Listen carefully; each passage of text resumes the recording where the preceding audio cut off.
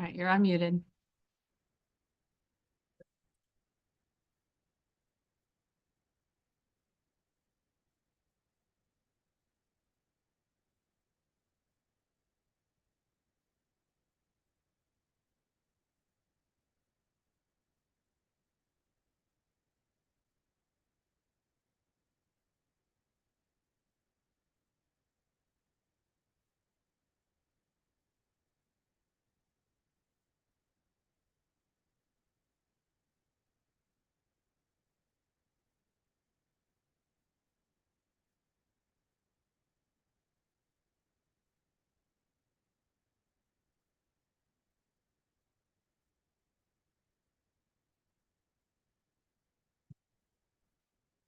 I'd like to call this meeting to order of Benzie County Board of Commissioners. Today is March 12th, 2024. We're in the Frank Walter House Boardroom. Roll call, please. Cunningham, Here. do not spend excused. Markey, Here. Nye, Here. Roloff, Here. Sauer, Here. Worsakki. Here. Please stand for the invocation and the pledge of allegiance. Dear Lord, thank you for the opportunity to serve the citizens of Benzie County. I ask for your guidance with the decisions we'll make today. Please keep all of our public safety personnel safe and free from harm. In the name of your Son, amen. I pledge allegiance to the flag of the United States of America and to the republic for which it stands, one nation, under God, indivisible, with liberty and justice for all. Please be seated.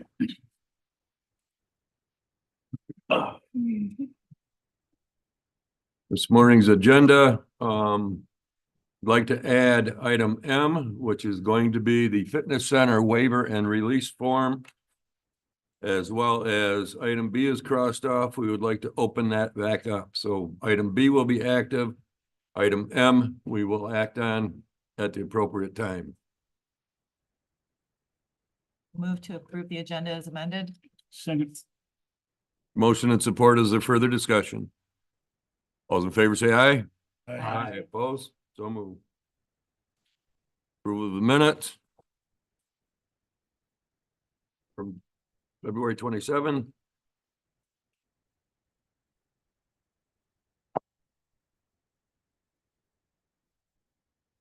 Make the motion that we approve the meeting minutes from February 27. Second.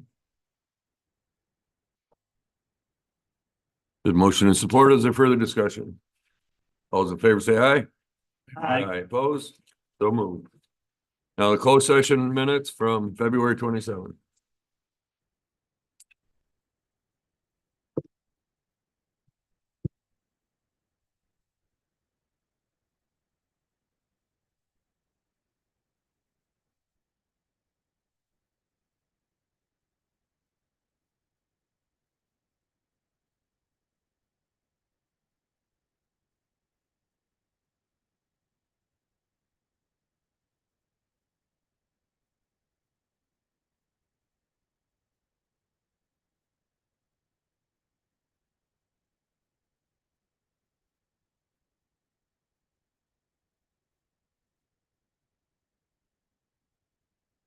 Well, I'll move to approve the closed session minutes as presented.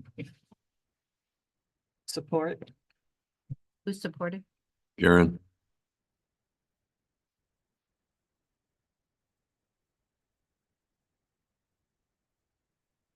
Motion and support. Any further discussion? Those in favor say aye. Aye. Opposed? So moved. Brings us to our first public comment. Anybody like to speak? Close public comment and move on to commissioners' comments. If anybody has anything to share briefly. Thank you. I was informed last night that at the Benzie High School board meeting, school board meeting, the sale to BWAC was approved. I thought that was worthy of sharing. Thank you. Anybody else? Elected officials, department heads. Sheriff?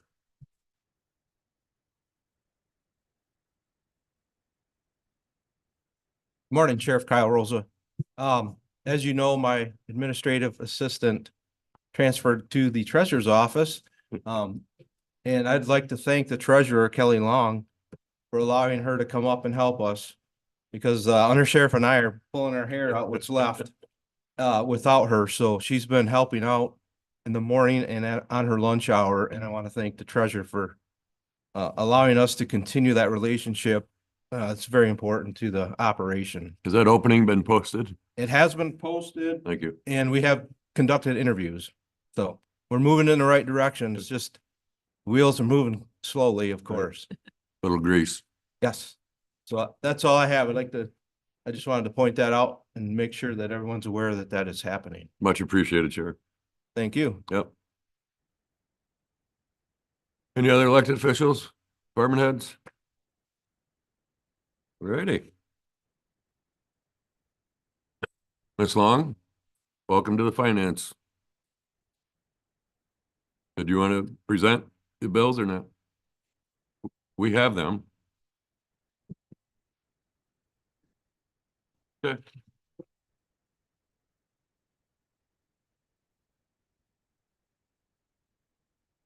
I get there. Yes, please. All right, I will. I'll make a motion. We pay the bills in the amount of $594,598.01.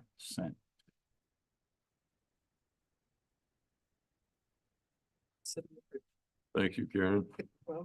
Motion and support. Any further discussion? Roll call, please. Markey, Yes.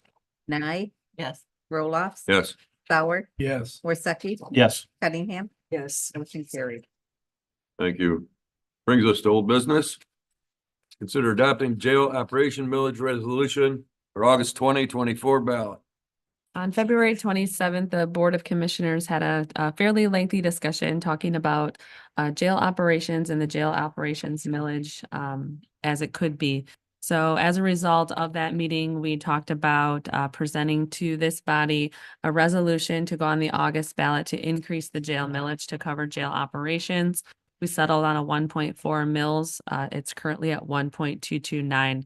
So an increase of 0.171 to cover those jail operations. As we talked about at that time, we received a recommendation from the state of Michigan, which said that we needed to increase our staffing in the jail. And as the millage stood at this point, it really cannot take that on.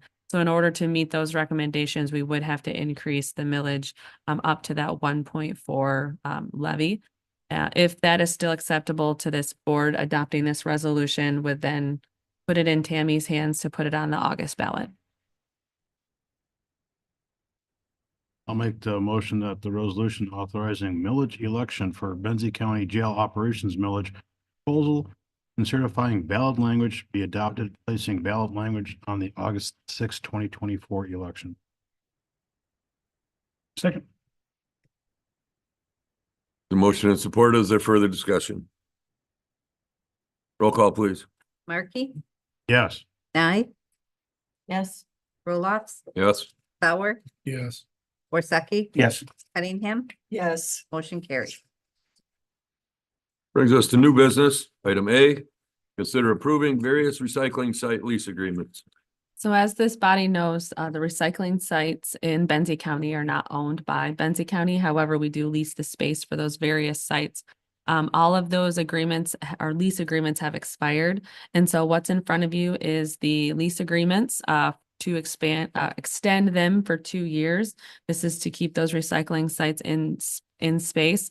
Nothing is changing for that matter. We are having conversations with the city of Frankfort about their recycling lease and the possibility of moving it to a different location in town.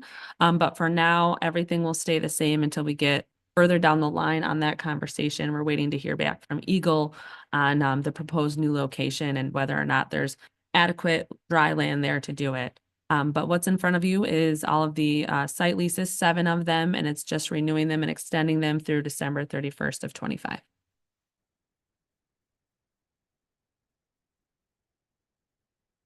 I'll make a motion that we approve the recycling site lease agreements as presented.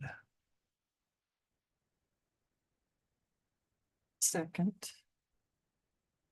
There's a motion and support. Is there further discussion? I have a question because about the Frankfurt site, the site that's on by the boat launch. was supposed to be a temporary site, and I spoke with the mayor and she said you guys are discussing that and this will not affect that at the moment. No, so this lease is to renew as is, Okay. until we get further down the road. The other location in Frankfurt that, we sat down and chatted about, the mayor as well as the superintendent, Josh Mills and Jesse and myself.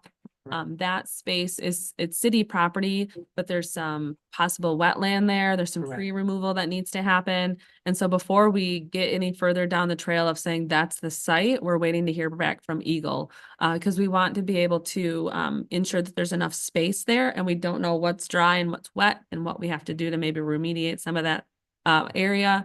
We do know that Frankfurt is, one of the heaviest hitters, in the county as far as recycling goes.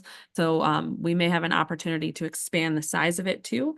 And so, Eagle will tell us how much space we indeed have to use. And then we'll look at the set makeup of that location, whether or not we can expand the size or not. We're looking at it be like a horseshoe potentially versus the straight line because of the way the land is made up. So those things are happening. Josh had reached out to Eagle, and so he's waiting to hear back from Eagle. Once we hear back from Eagle, then we can sit down again and really talk about when and how and cost sharing and all those sorts of things, for that site to move. Okay, thank you for that. And then the question, if that gets decided beforehand, would there be a problem with changing the location even before the contract is up? No, we would, Okay. basically what we would do is we'd do a new lease, or even amend this lease to that new location. But it wouldn't affect the lease as it stands. No. Thank you, Kate. Mhm. Here's a motion and support. If there's no further discussion. Roll call, please. Knight, Yes. Roloffs. Yes. Sauer, Yes. Worsakki, Yes. Cunningham, Yes, Markey, Yes. motion carried. Thank you. Item B, consider adopting senior services millage resolution. Good morning, Doug Duran from Benzie Senior Resources. And with me is Heidi Gustine from Area Agency on Aging in Northwest Michigan as a support. So, thank you for allowing me to get back on the agenda. Been kind of emotional roller coaster at our agency with the sudden loss of our fiscal manager, Saber Boyle. So heart goes out to her family and friends as well. So, our millage is up for renewal this year. So I got a proposal here because I am looking to ask for an increase from 0.85 mils to the maximum allowed amount for senior millages is 1 mil. And in this lovely extensive packet is the reasons for the requests. So today I hope to talk about what Benzie Senior Resources is today, the aging needs in Benzie County, examine the population projections for Benzie County, review our role of BSR in Benzie County, our care service projections, and of course the millage renewal discussion. So I think you all know who we are in Benzie County, but there's a couple slides that talk about what we do. Nutrition services, which consists of congregate meals, home delivered meals, commodities. We pick up the commodities from Feeding America. They come out and then we deliver. We're the only really, I think, COA in the Region 10 that delivers for our clients. Most of them, they come and get them. We charge a nominal fee of $2 to do that. So it's a big 35 pound box of commodities that the government puts out. We have a partnership with Bacon. We do Bacon Red Bags, which is fresh ingredient produce as well, and other items for those seniors who are homebound, who can't get to the pantry. There's 25 households that we deliver to twice a month. We do fresh produce, breakfast bags, and of course, the Senior Project Fresh coupons that we participate with the state of Michigan to do during, of course, the summer months. Home services, personal care, respite care, foot care, medication management. On homemaking services, we do safety checks and friendly reassurance phone calls as well. Community support and health services, the senior transportation, income tax preparation, which is super busy right now, Medicare and Medicaid assistance known as MAPS. We do emergency funding through our Senior Essential Needs Fund.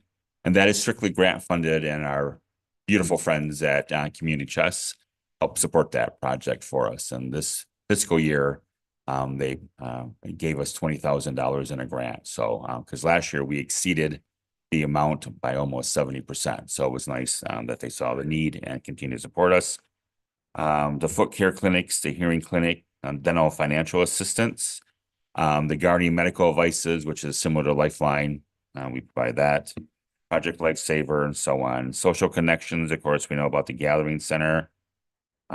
Senior Center, we have volunteer engagement, education, arts, and health and fitness programs as well, run out of the TGP. What sets us apart, we're dedicated to Benzie County seniors only. And we have a wonderful staff and volunteers, trained staff and volunteers. I think we're very affordable with our sliding scale fee, and many of our services are no cost to the seniors. We're dependable. We collaborate instead of doing duplication. And then we have a 95 to 100% success rate based on our surveys of our success with our senior population. The next chart is a comparison of what we offer compared to other COA in our Region 10, and a lot of them are county operate under the Commission on Aging, and there are some nonprofit agencies like us. As you can see, I got us at the top, and we provide a magnitude of services. The only thing we don't provide, of course, is adult daycare services. We just don't have the space or the staff to do that. And then I have listed, the other 9 COAs. And again, we are, I consider ourselves the leader in the area of the 10-county region of services we do provide for Benzie County. Next is our aging needs in Benzie Senior and Benzie County. Based on our assessments, senior needs assessments, we've done 3 of them over the 10 years I've been here. And we have a lot of seniors who live alone. They have multiple health conditions, limited social involvement. They struggle with housing upkeep, transportation, navigating the complex medical and service systems, and then fighting to remain their independence of living in their homes. Again, 90+% of seniors want to remain in their homes as long as possible. And so our age bracket needs, this is a brief synopsis of 60+, 70+, and 80+ senior needs, what intensifies. And again, as they age, they need more help. And the 85+ category population is the fastest growing population. And basically, when I look at our numbers of seniors requiring more than 2 or 3 of our services, the older they become, the more they do need that. So this is very accurate. As they age, they do need more assistance.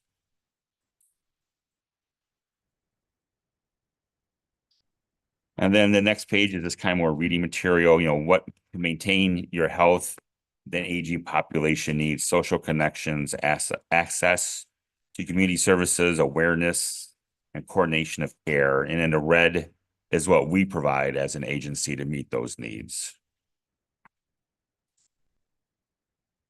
And the old population statistics. So the first slide talks about the national aging statistics.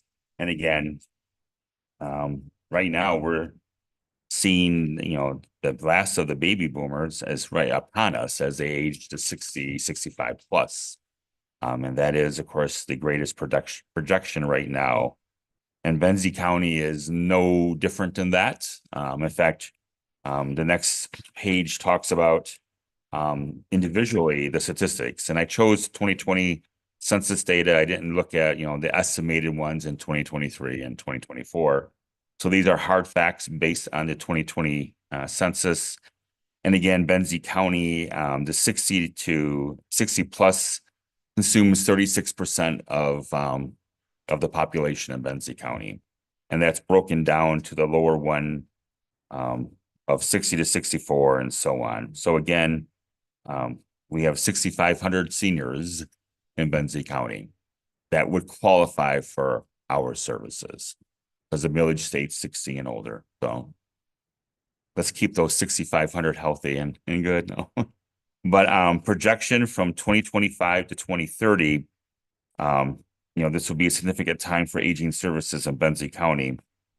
In the 2020 census numbers, there's just under 1,500 individuals age 55 to 59, and they will be moving into the qualifications for receiving our services. So that is a significant amount of new people that will be coming into the age bracket that they potentially need services, they would qualify for services. And with that in mind, Benzie County is out of 10 county region, and we're ranked number 3 in that growth bracket, which is amazing when you consider, the larger counties of Emmett, Grand Traverse, Charlevoix, and such. But people love to retire here and stay here. It's a beautiful county to live in. You have great services, and so kudos in that regards. So now we're into the next slide is more of the 2020 census, how the age brackets kind of pan out in a graph. Our role within the county, which we kind of talked about quite a bit, but again, we talk about aging in place, and we try to make that possible by our extensive programs that we offer and services. They are tailored to ensure the needs of the person, so they're they're person-centered, and we want to make sure that what they need, we are giving them. And again, we collaborate whenever possible. We do not want to duplicate any services. And so we do have collaboration of partners. We work very extensively with the community connections with the health department more and more. That helps us out. We work with Bacon in some areas, but they help us out with the financial needs. Father Fred Foundation, we're a partner with them. Salvation Army, all the good stuff. We refer people to Community Action Agency out of Traverse City, which covers our region, and also to Central Wellness for any needs there as well. So the projected growth of our programs, I don't want to take up a lot of time, but essentially we have not seen any shrinkage in our program costs. Nutrition, what has hit us the hardest, and I think has hit many people as well in our pocketbooks, is the increase in food costs that has been floated down. Back in 2019, our cost was $650,000. Last year it grew to $920,000. Yes, we've had increases in numbers of clients, don't get me wrong. But again, when you look at the food costs of 42% or higher and transportation costs, that has been our biggest impact for us. And then I have a projection. We do expect a 4% increase in number of, these are all conservative numbers of more people coming onto the home delivered meals program. We are through the pandemic crisis where we added a lot of folks to this program because of sheltering in place and everything. But we have kind of bad choice of words, thinned them out because, the pandemic's over with. And they're out and about anyway, so they can go to the gathering place, so they can get, all that stuff. But in the meantime, what we're seeing is still that continuing increase as people age. They need the home delivered meals, and they're coming to the gathering place. We're seeing our numbers increase there as well. Homemaker program, again, the projected cost will probably rise about 2 to 3%. Again, the challenges for that, of course, has been with every business around here and around the country is getting staff to contractors to staff that program. But as of today, we have no one on a waiting list that needs the service. So it's like anybody else. It's been a struggle, but we do maintain and try to pass that. The in-home health care, again, we've seen a significant number of clients added to the program. In the first 4 months of this fiscal year, we've already seen another 5% increase in clients. So there's projection costs and projection of clients as well. And the cost for that program, a lot has to do with staffing, wages. We got to remain competitive. In this county, my competitors are Paul Oliver Hospital, Long-Term Care, and the Maples. care facility. So again, I mean, the struggles too of maintaining staff in there, and I have the same, concerns as well. But we haven't, we're doing as best we can there, and we look forward to that. Snow removal program.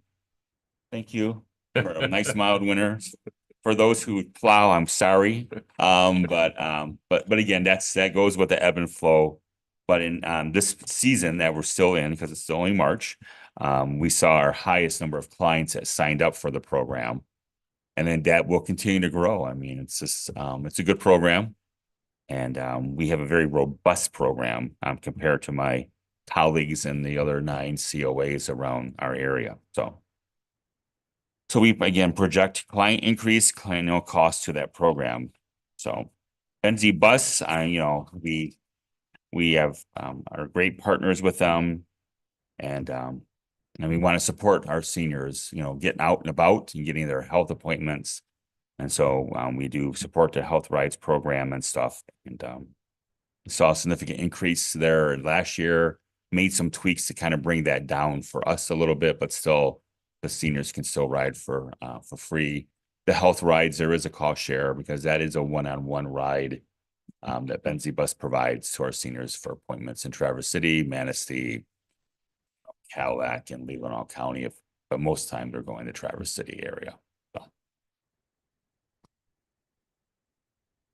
And then the gathering place, attendance continues to go up, and we're pleased with that. I mean, we're happy to see people come out and enjoy themselves at the gathering place. So the millage renewal discussion, I think this is a shared opportunity with our partnership with the county, with you folks and the administration of the county and us. The fact is, Benzie's population grew 2.5% from 2010 to 2020, but the 60+ population grew by just under 25%. You know where I'm going with this. From 2019 to 2023, the number of clients we provided services grew from 1,600 in 2019 to 2,065 in 2023. So a 27% increase in our growth of clients that we served. Our expenses increased by 24.3% in that 5-year range as well.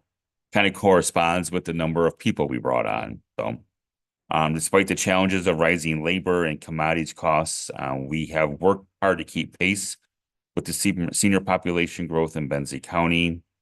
On a conservative forecast for the next 5 years, I anticipate our core programs will experience an average of 4 to 5% increase, at least that much in number of clients, hours, meals, units. I think the need is here.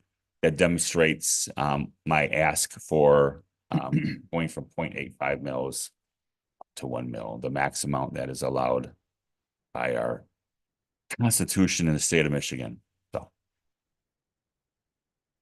any lovely questions? Yeah. Thank you, Pete. Good morning, Heidi Gustine, Executive Director of the Area Agency on Aging. First, I would like to commend Doug Duran and Benzie Senior Resources. I have the opportunity of traveling throughout the state to look at aging services and how they're configured and what's provided in communities. And you have some of the strongest provisions of services available that I've seen in any COA. Doug is a leader in the region. I also know that he's extremely frugal and does his best to take advantage of every penny that comes in his door. In addition to the growing population of, already you're at 1 in 3 people in this county are over the age of 60. How we keep this population healthy is also an economic issue for your community. The AARP indicates through their studies that the 50+ population is the 2nd largest GDP in the world. And particularly given the demographics of your community, there is a lot of wealth here. And so it becomes, how do we make sure that these individuals are able to stay healthy, to stay in their home, to stay vibrant in their communities as a means of supporting Benzie in its future economic and health stability. So with that, I'd like to second Doug's recommendation for a 1 mil increase. The population change is going to demand it. We are going to see these services needed on an increasing basis. And there is no other funding support because of our fragmented systems of care between the federal government, the state government, and county millages to provide these services to your residents. With that, thank you. Thank you, Heidi. Any questions for me?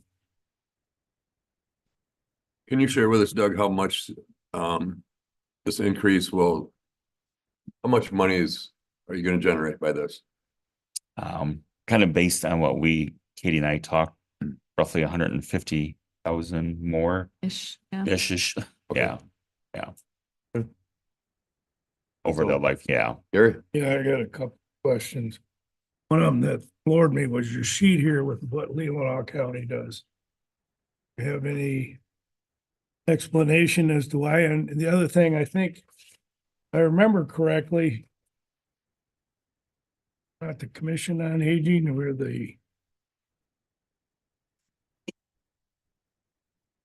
basically the group that decides where this money goes. We're contracting with Doug's services, Yeah. correct? You're technically the Commission on Aging, but you contract your services to be carried out Correct. by the senior services. Yeah. So anyway, I would like an explanation on Leelanau County, because that just floors me. What they're doing. So the graph on Leelanau County isn't exactly correct. Leelanau County combines its services together or contracts out significant amounts of services. So whereas Doug does personal care and homemaking and those services right out of his shop, Leelanau County contracts that out to different providers. So they have a different management model. They've also gone through a lot of scrutiny in their county about what they feel is appropriate to provide to older adults. So there has been some tension between Leelanau County Senior Services and the Board of Commissioners over the last 10 years or so. They do have a new director over Leelanau County Senior Services who is aggressively growing the services, still under that model of contracting and partnership. So it's not that nothing's available in Leelanau, it's just got a different business model. That's not how I interpret it. I mean, just to see that they're providing the services, I just like to know more about how they're providing it. And I can reach out to them and get my own explanation. Discussing it would probably be better, but just I really have a difficult time increasing taxes, so this is not a huge hit. We're very satisfied with what's going on here. Extremely happy. Doug does a great. But I like to explore possibilities, so that's probably where I'm going. I can tell you that Doug does it on a lower cost per basis than Leelanau County in their business model. The way that they have to outsource their business does incur additional management fees and administrative expenses, whereas Doug is able to keep a very flat management structure. And he really utilizes community resources and partnerships to a greater degree than I've seen in any other community in the 10 counties. I'm guessing Leelanau County is probably similar to the age bracket or They're even older. higher than us. They're about 44%, 60 plus. All right, thank you. I just wanted to clarify too, I just misspoke with Doug. So if it were to stay the same, it's about 150,000. But if it were to go up to the 0.1, it'd be about 350,000. Or the not 0.1, 1.0, sorry. So are we responsible to write the ballot language? So we have in the past, it's not in front of you today because of the little mix up of pulling off the agenda and what have you. So if I hear a consensus from this body today, I will bring the resolution with ballot language to the next meeting for final approval. You don't have a motion for me to read. Let's, I Well, I glad could- I have some questions. I can, consensus, I think is fine with me. If I get a consensus that 1.0 is okay. At the April 9th meeting, I'll have your resolution with official ballot language. Doug and I talked about what election to do. I think we're leaning towards November. So we have a little time on that one. we're just trying to make sure we're stacking them accordingly. We don't want too many on August and nothing on November. And so, but if I'm hearing consensus of 1.0, I'm seeing heads nod. Yes. I will bring that resolution back in the near future. Doug, do you know how many communities are at the max? 1.1 There mil? is, Wexford County is, and I think is the only one. Some, I can email you the sheet. I forgot to bring it. You don't need it. I but was yeah. just curious because once but- you're at the max. Yeah, you have to, yeah. So. I mean, for us being, so for right now, the county millage supports our agency 50% of the cost. Because we're a nonprofit, we can aggressively get grants. We do a lot of fundraising, so our grants typically top out at $140,000 to $170,000 a year. Where your commission on aging, which is county operated, because you know it's a government entity, it's hard to get family foundations and stuff like that. So that's what kind of sets us apart in a way, is because we are a nonprofit, we can aggressively get grant dollars and fundraising. I mean, some people look, well, if you're a county, you don't, I pay my taxes. We hear that anyways, but anyway, but again, fundraising becomes and donations. We do rely on that a lot. It's a lot of work, but I think there's a lot of ownership back and forth. The community supports us, and it shows by that. And the foundation support us as well. And historically, your millage has passed. In the upper 70s to low 70s, 80s, yeah. But the community can be confident that Yeah. if there were an increase on this time moving forward, they would just be renewals because of the cap, Right. correct? Yeah, after this, yeah. I mean, the only one that ever beats us is the animal control. The animals love, yeah. But And I just want to notate too, so the current millage is through this tax year, so it'll be 0.85 will levy this coming winter. This would be in effect for the 25 tax year. So if it were approved by the voters, nobody would see an increase until 2025, given the timing of when things are going through. so I get to suffer one more year. Yes. Yeah, Any other questions for Doug? Thank you, sir. thank you. Thanks, Heidi. Yep. Moved to item C, consider adopting the policy regarding financial hardship. In your packet is a policy regarding financial hardship. What this does is it allows the treasurer and the treasurer's office to grant deferrals on certain individuals' taxes. This policy we've had in place for quite some time, but it was never officially adopted by the Board of Commissioners. So as a housekeeping matter, we're bringing this forward to you for approval. Kelly has looked over it. We've made a few tweaks along the way. So that it's, working as it should for our county as well as falling in lines with the statute. But basically this policy adds that additional, okay to Kelly's decision to grant a I'll deferral. be careful. Well, they sound the same almost. It's hard to. So, sorry. Is there any questions for myself or Kelly? I had one question to either or both of you on this. In section 2, you have the county treasurer's role, just for a little explanation for myself. The county treasurer will furthermore assist delinquent taxpayers in developing a payment plan. How Kelly, so? do you want to address? Come to the podium, Kelly. Thank you, Kelly. I just wanted to hear a summary of how Right. that is What this hardship does is it keeps people from being foreclosed out of their homes. correct. So what we do is if they come to us and it's their primary home, Mhm. we sit down with them and go over the 3 years worth of back taxes that they're gonna owe. And we come up with a plan for them of what they should pay each month Okay, to get themselves caught back up. So we don't have to do this. I mean, technically, we were only supposed to give them a 2-year hardship. So we're trying to get them out of that. So we have the luxury of being a smaller county that we're able to really sit down and one-on-one and develop these plans with individuals to really meet, our hope and intention is to keep people in their homes. And so Kelly is able to sit down with these folks and really determine a plan that's feasible for their family to keep them in their homes. So educating them and, Correct. Balancing. Giving them different opportunities like, okay, going to DHHS for help. Okay. We have a couple of other, My Half, which could help them with, their taxes. We have 2 or 3 different sources that they can go to as well okay. as this payment plan. Education is good. Yep. Okay. But I'm misinterpreting this. Isn't this to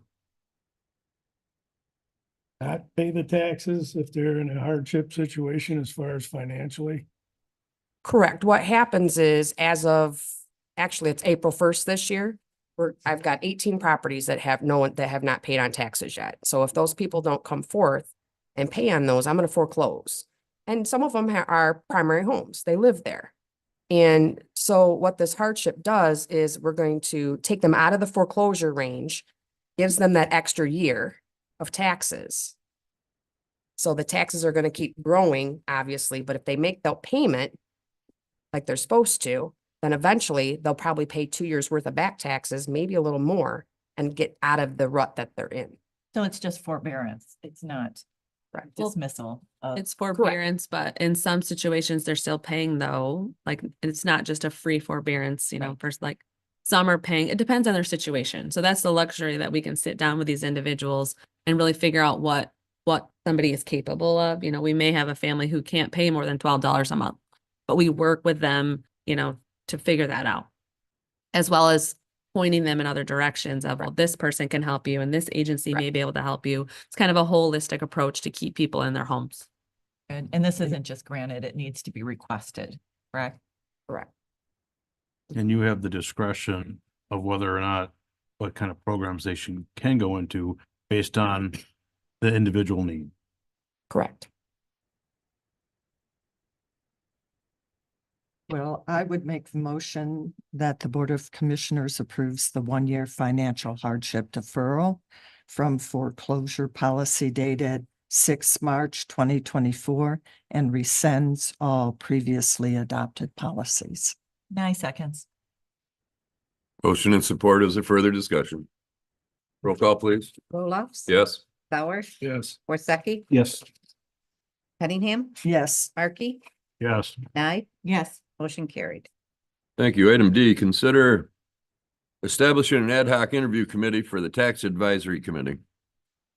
So in January, this board adopted the resolution to establish the Tax Advisory Committee to discuss how we move forward potentially with the general operating millage in Headley.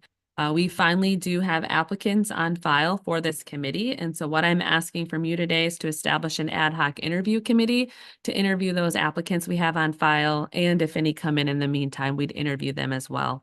We did receive 4, but last minute 1 did have to drop out due to just life changes. So we have 3 currently that are interested on file. So that's what I'm asking for you today. If this board would like to also amend the resolution today regarding the chairperson or designee, they can, but we don't have to. We can just talk about that. Ultimately, as long as we can get all the interviews in before the April 9th meeting, my intention is to bring back all the appointments in the official formation of the Tax Advisory Committee at the April 9th meeting. At that time, once it's formed, statute says we have to call the first meeting within 10 days of that meeting, which we will then do. So what's in front of you today, like I said, is the ad hoc interview committee, and then we can talk about that resolution if we need to change that resolution or not. I would like to volunteer for this committee. and so would I. Pick either one of these, is that what you're saying? So the first one is the ad hoc, and then the second is the resolution. So there's 2 optional motions for you. To establish the ad hoc, you'd read that first motion, Gary. I move that the Board of Commissioners establish an ad hoc committee to make recommendations regarding one position on the Tax Advisory Committee, and that the chair, Commissioner Sauer, Commissioner Cunningham, the administrator serve on such committee. Somebody else wants. I'd like to offer the commissioner who's not present. I think it's. Aren't we But he won't be back till the end of the month, so depends on how So are we Quick talking line. about the same committee that we have discussed in the past with the finance director? This No. is separate from that. This is just the ad Ad hoc hoc. to Interview. interview folks. We have Jack Harnish, Jim Dalzo, and Randy Rice who are on file at this current time. So this ad hoc is going to interview those three and make a recommendation to this full board as to who to appoint Yep. to serve as that at-large position. And then at the next, on the subcommittee would be the ones that would be deciding the Headley and the, So once the subcommittee is officially formed, I'm hoping on the 9th, that committee is going to meet and discuss how to move forward. So correct. that committee will be charged with making a recommendation to this board as to resetting the general operating millage or not.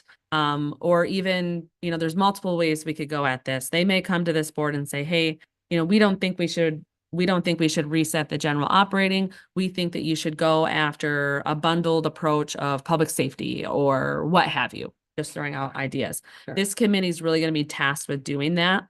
The ultimate approval still relies on this board. That committee could come back and say, hey, we want to reset to the full 5.29. This board may say no, and that you have that right as this board. But this committee is the one tasked with making that recommendation to you as to how to move forward.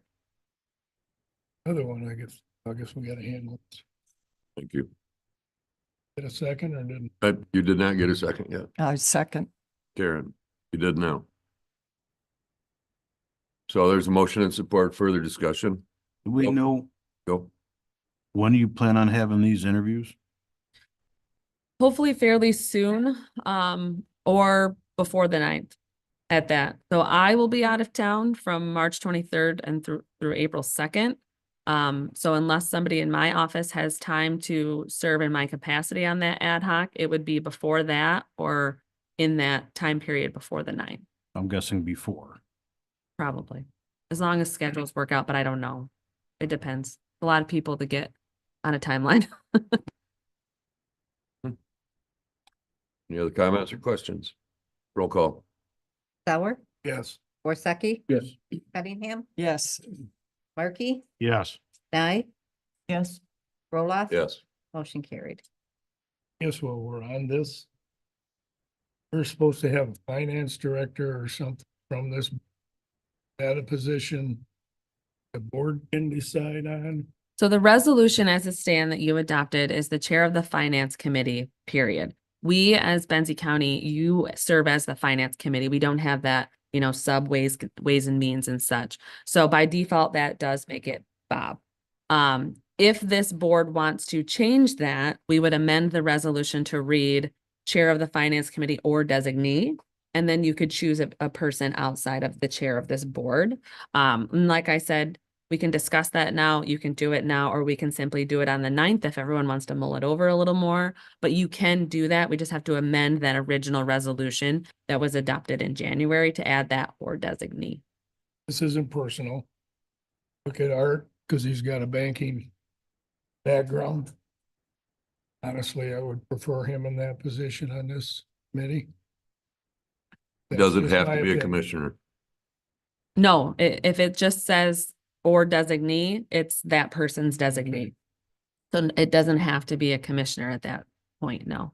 I won't make a motion at this time, but Thank you. just when we think about it, I'm looking for the best person.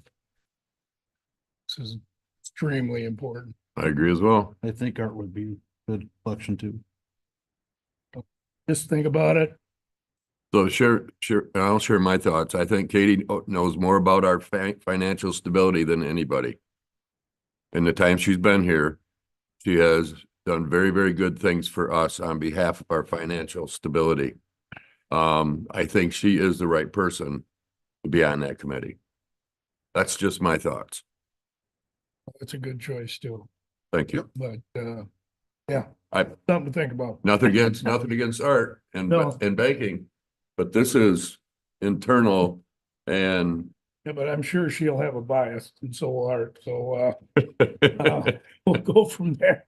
And so But think about it. but I think they're still gonna have us in their best interest. That's, You and gotta the do this people. before April 9th or at April 9th meeting. what? Pick this your person, position, yeah. you can do that at the 9th. The ad hoc for the at-large position we'll do before so that we can have it Right. ready for the 9th. You would make your final decision on the 9th for that final position. So, and I put it in my memo so far, there's, Jason Barnard as the township supervisor representative. Mhm. Judge Mead has chosen Mandy Gray Rainier from the Lake Ann area. Assistant Superintendent Matt Olson will be attending. He's been designated as that designee for the ISD.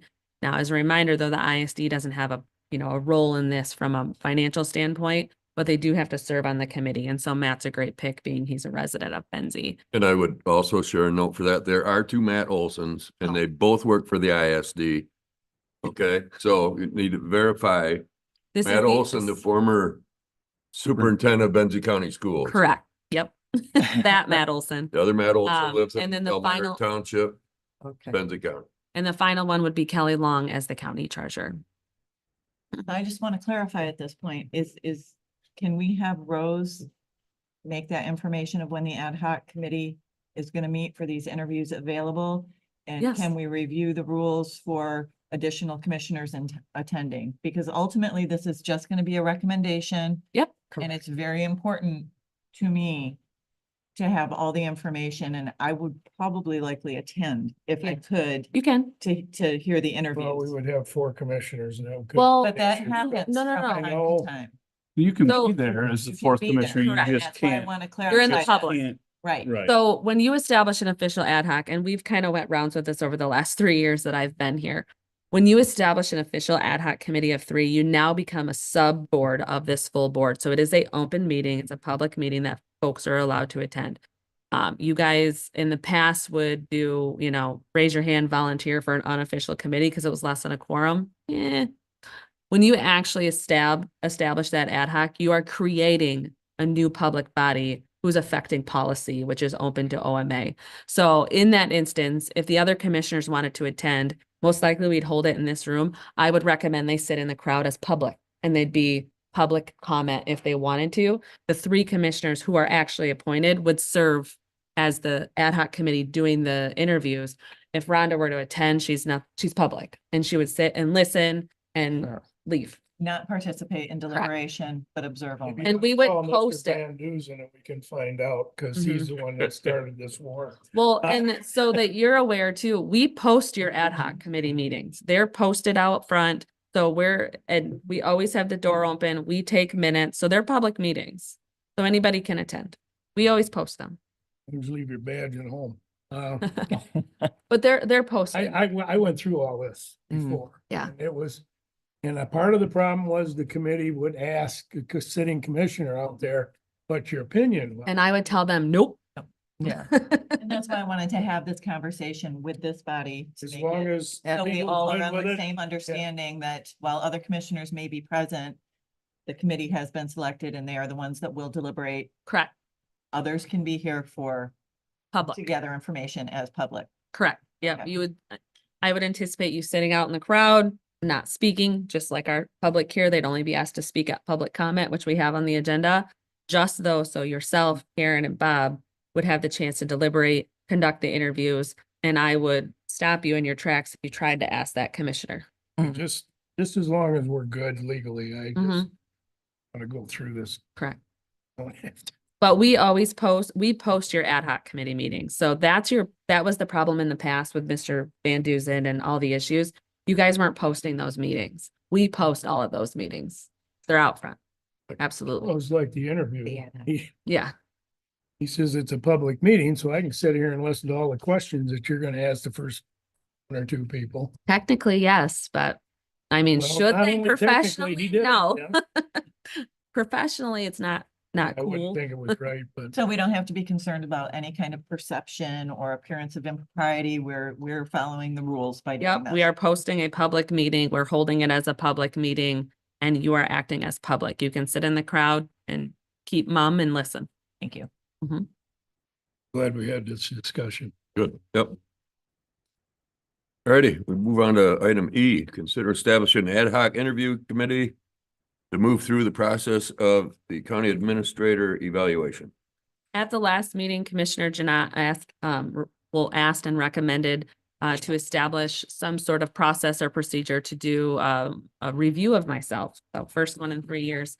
So what I'm asking for you today is an ad hoc committee to basically go through that process and decide how you would like to proceed if that's the case. And then ultimately at the end, we would come back to this full board in closed session to go over the review and then whatever from there. I'm just looking for 2 individuals in addition to Bob. I'm gonna volunteer Art. I was gonna do that. Only because our last evaluation, he drove that effort, Mhm. very familiar with different avenues to go as far as, evaluations, and he played a big role in that one, which went, I thought, smoothly. So why not place him there again, and don't attend the meeting, you're gonna get appointed to stuff. Usually how that goes. And he can't say no. I think we appoint Art to everything today. I would volunteer to be on that Art also. Evan, is that what you're saying? I was gonna suggest Commissioner Markey. As the Oh. vice chair. I did. I guys couldn't hear it, but I did do I raised my hand when you guys. first said Okay, it. so yeah, I was just thinking from my perspective, since I was new eyes and through this full year that I've worked with you, Katie, and seen how things are run, I see it from a very fresh perspective and how I can measure things. I Not think with the historic though. Sure, I think with the purpose of the ad hoc committee, they're gonna develop a means by which to evaluate Katie. It's Mhm. not gonna be the evaluation per se, so you will still have the opportunity, I believe, ultimately to give input. I think the last time you guys went through this process with Art's train of thought was that this body each did an individual scoring evaluation and then I they see. came to like this cumulative of this is what it is. So that may be the way it goes. I would wholeheartedly recommend that evaluation also be given to say some elected officials and those I work with. No offense to you guys, but you're not here every day. Right. And so I think if you want a more holistic approach in reviewing my position, it makes sense to not only you guys go through that evaluation, but then you do a sampling of individuals who I work with day in and day out. Because to me, that's a more holistic, fair approach. I think that's fair. But it shouldn't necessarily be subordinates. That's kind of, Mhm. so that's why I'm saying like That's what elected the ad hoc officials and committee those can sorts come of up with, things. so. Yep. Exactly, that's the purpose. Sure. So Tim? Okay, Tim, Bob, Art. Art. I'll make the motion that the Board of Commissioners establish an ad hoc committee to discuss and move forward with the process of evaluation of the Benson County Administrator, and that the Chair, Commissioner Janot, Commissioner Markey, and Administrator serve on such committee. And the Administrator serve on the committee to establish the evaluation of the Administrator? I just take your notes and sit there really. Okay, You won't see a word, do what she was gonna do to the other folks. No. Is that appropriate that Appropriate. Katie's there? Yes. I mean, it's a Good. public meeting Okay. and somebody's got to take your notes and you shouldn't have my subordinate there. So you could ask Tammy to take the notes. No cash. saw that look. I don't know if I want to ask that question. Come on, Tammy. It won't be much. Cause you're not doing the evaluation, you're Right, just talking. just about talking about how procedures, to- so. Yeah, yeah. Correct. Exactly. And Yeah. I had to have no problem saying something in front of Katie. anyway. Well, and I have no vote either. I don't have a vote on any of the ad hocs. I never do. So I'm just there as your staff primarily. So whatever you guys want to do is how it moves forward. I don't have a say. 9 seconds, Commissioner Marquis' motion. Is that still with Katie doing the notes? Yeah. or- Yeah. Okay. That's fine. Just wanted to make sure.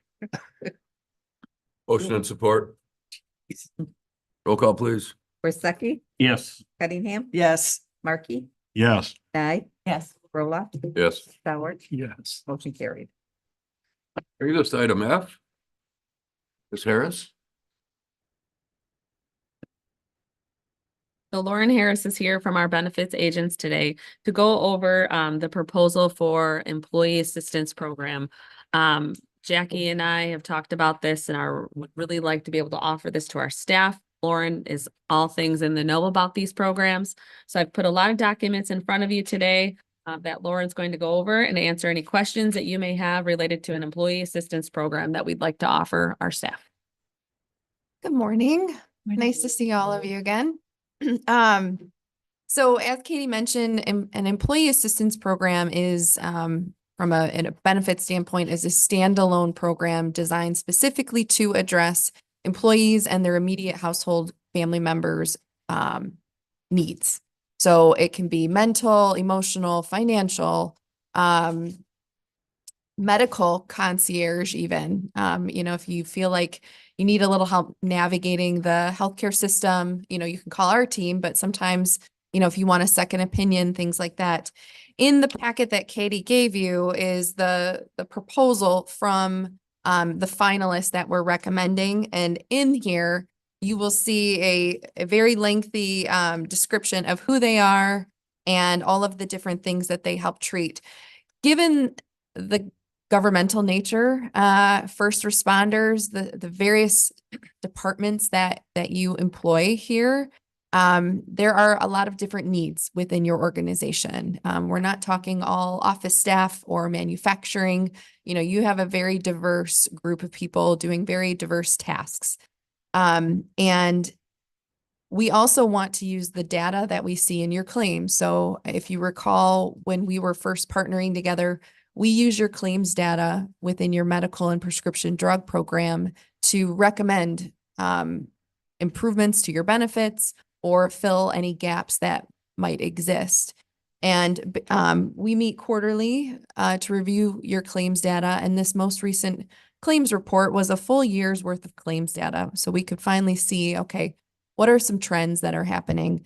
And one of the trends that stuck out to us, which is very common, especially post-COVID, is that your prescription claims data for the last year showed that psychotherapeutics was the #1 prescribed medication for your population in terms of volume. So these are fairly inexpensive medications. So it's not even in your top 3 in terms of cost, but in terms of volume and the number of people being prescribed them, it is your top medication class. So that to us is a very big indicator of one, the good news is a lot of your employees and families are getting some support, right? They're outreaching for the medications that they need to help support their conditions. My bigger concern are the ones that maybe aren't on that list, that need more help, more support. And is it more appropriate to redirect it to, counseling, therapy? Are there other ways to achieve a positive outcome? And so it's also no surprise that there is a shortage of mental health providers nationally, especially here in Northern Michigan. And it is becoming more and more common that mental health providers are not accepting insurance any longer. And that just has to do with simply the reimbursement rate that they are paid by the insurance companies. So we continue to advocate for this, and it is on their radars, but the reality is a lot of practitioners just decide to not accept any insurance any longer. So it's not just a Blue Cross thing, it's a Priority Health, HAP, United, Aetna, all of them are experiencing this. And so what happens is a standalone employee assistance program really sits completely outside of any other benefit that you offer, including your medical. So if someone doesn't take your medical insurance or prescription drug insurance, they could still be a part of this employee assistance program. And so the idea is that an employee assistance program is paid for by the employer, and it is a comprehensive program at no cost to the employees and their household members. So we also find those that are in the medical plan avoid, even if they can find a provider and it suits their mental health need, they don't want to pay a copay. The cost can still be a deterrent, even though you have a very rich benefit here. A copay sometimes can be the difference between someone picking up a prescription or seeking care. So with that said, based on what we reviewed with your claims information, the emerging trends with COVID, the line of work that a lot of your employees do, we do feel that a more robust employee assistance program than what you have today is a need. The program that you have today is baked into your life and disability coverage with the standard. So it's a very small cost to bake it in. And the reality is the reason it's such a low cost is because rarely anyone uses it. And then we also cannot get reporting out of an offering like that because it is baked in. We don't know how many people are using it. We'll never know who's using it, and that's on purpose. It's supposed to be confidential. But in terms of being able to report to you, is it being used? We can't get any of that information from programs that are baked into your disability benefits. Question? I guess let me pause for questions before we go forward with what we reviewed. Okay, so the couple of things that Yeah. the term family is used here, so it's for employees and their families, but then you use the term household members. It is household. So what defines who is eligible to use this benefit? Anyone who is in the immediate household. So living within that household. And the EAP programs, they do not look at your tax returns. They don't look at those types of records. For the most part, they're trusting it's an honor system that this person's living with you, whether it's a son, daughter, even a grandmother, if you're taking care of your mother, things like that. Yep, it's based on household. So you just have to confirm that someone's residing within your household. Couple more, but I can wait. Yeah. till you're done. So we did a part of the packet that Katie provided. We did look at 3 of our top employee assistance program vendors that we partner with. And so the 3 that we looked at, one is Pine Rest, which has a very recognizable brand. They do not have necessarily a location in Traverse City that is focused on employee assistance. They do have a location here, but it's not focused on employee assistance. Uliance is kind of the top tier employee assistance program. They are based on a resolution based format where it doesn't matter how many visits you use. They look for, did we resolve your issue? So if it takes 5 visits or 20 visits, they look for, did we resolve your issue before they end the support? And that's also why their program is the most expensive among the 3. And then the last one here is Encompass, which is owned by a company called All One Health. So you might see that name interchangeably, but they go by Encompass. What I like about them is they are 5 sessions included, which could be in person, telephonic, text, or virtual through a computer or a tablet. They are available 24 hours a day, 7 days a week.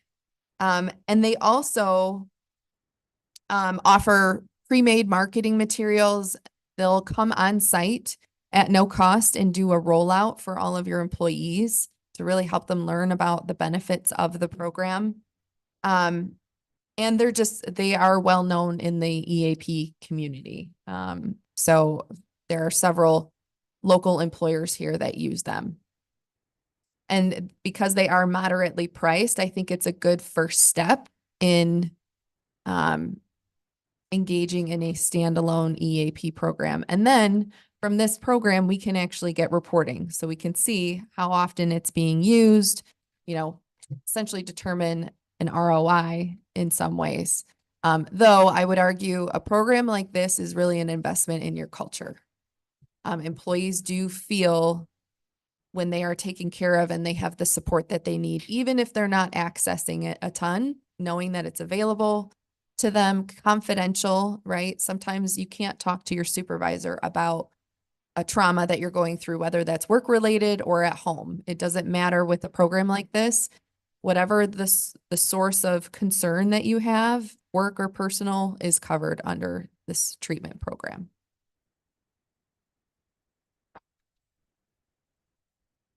And then the other thing that I do like about their proposal, you'll see they have a lot of different services that they offer.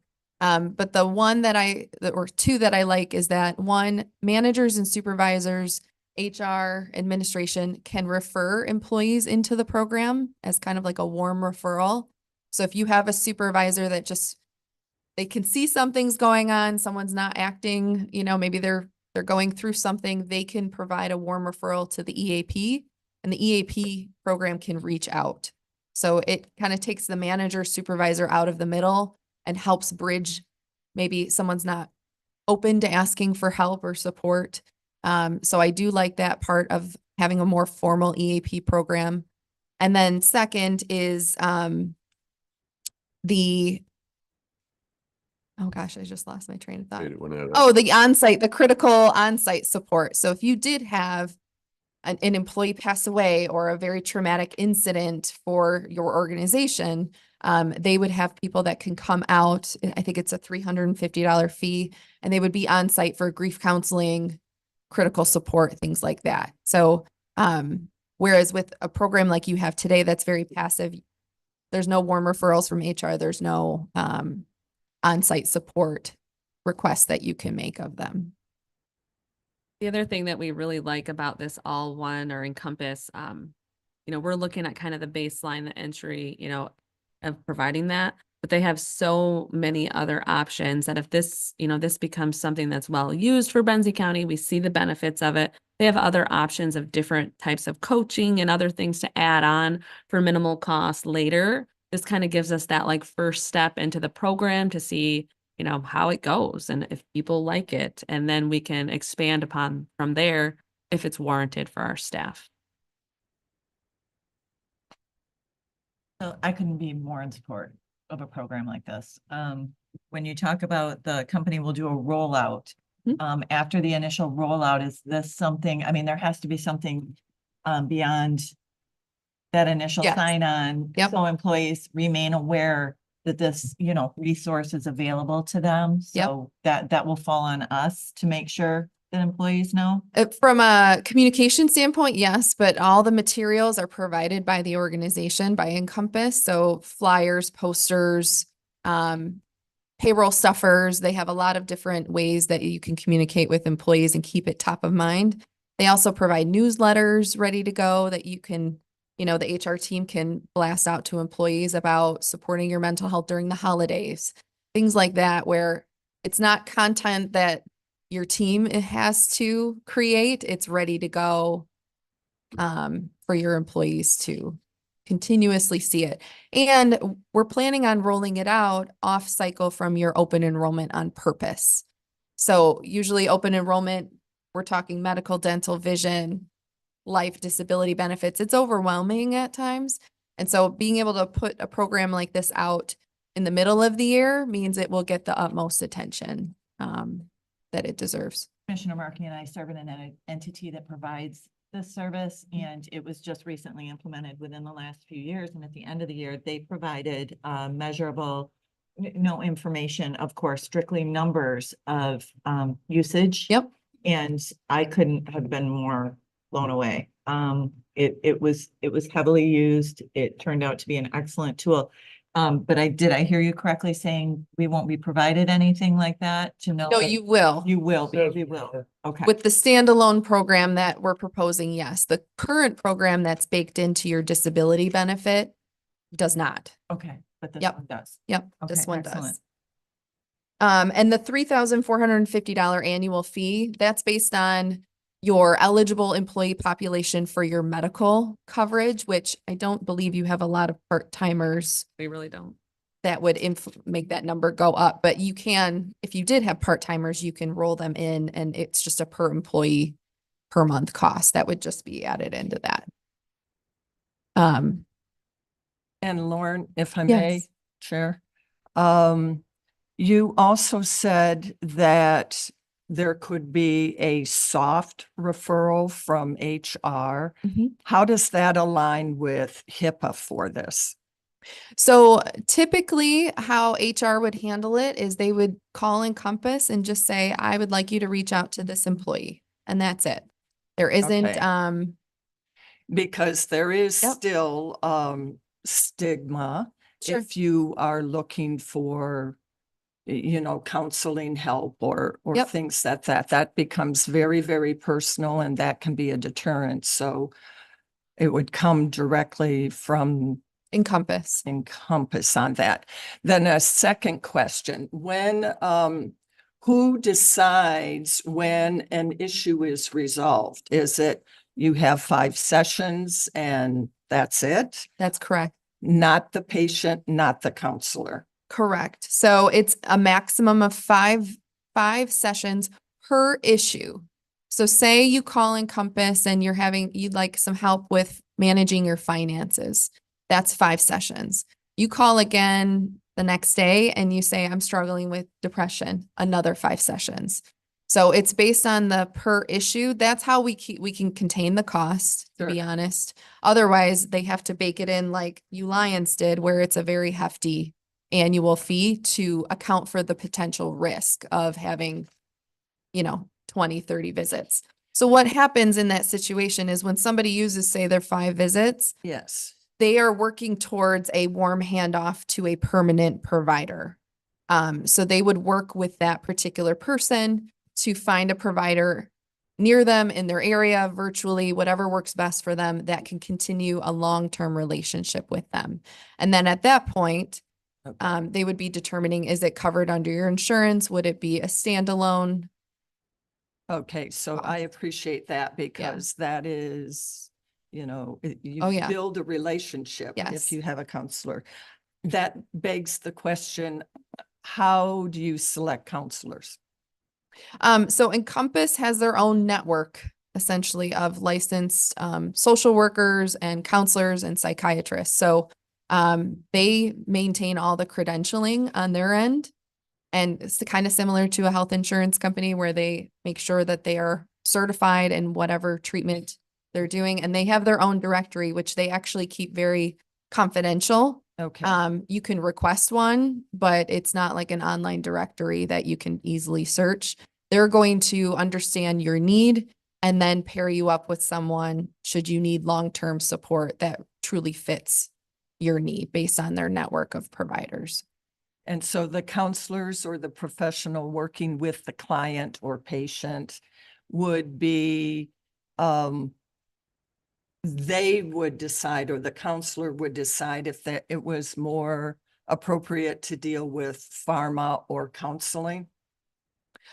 In terms of prescribing, they would connect them with a formal prescribing physician. So if they said, I feel that you need a medication, perhaps they would help encourage that person to get with their primary care doctor or a specialist, if you will, say if they had an eating disorder or something And like then is that. that covered in this program? Not the prescription, no. This is purely counseling only. Okay, and I understand from my perspective that this is kind of opening the door and a Very much true so. finding out. Trying to I bridge the think gap. it's really needed to address that facet of the needs of our employees and the people in the county. It really is. Mm.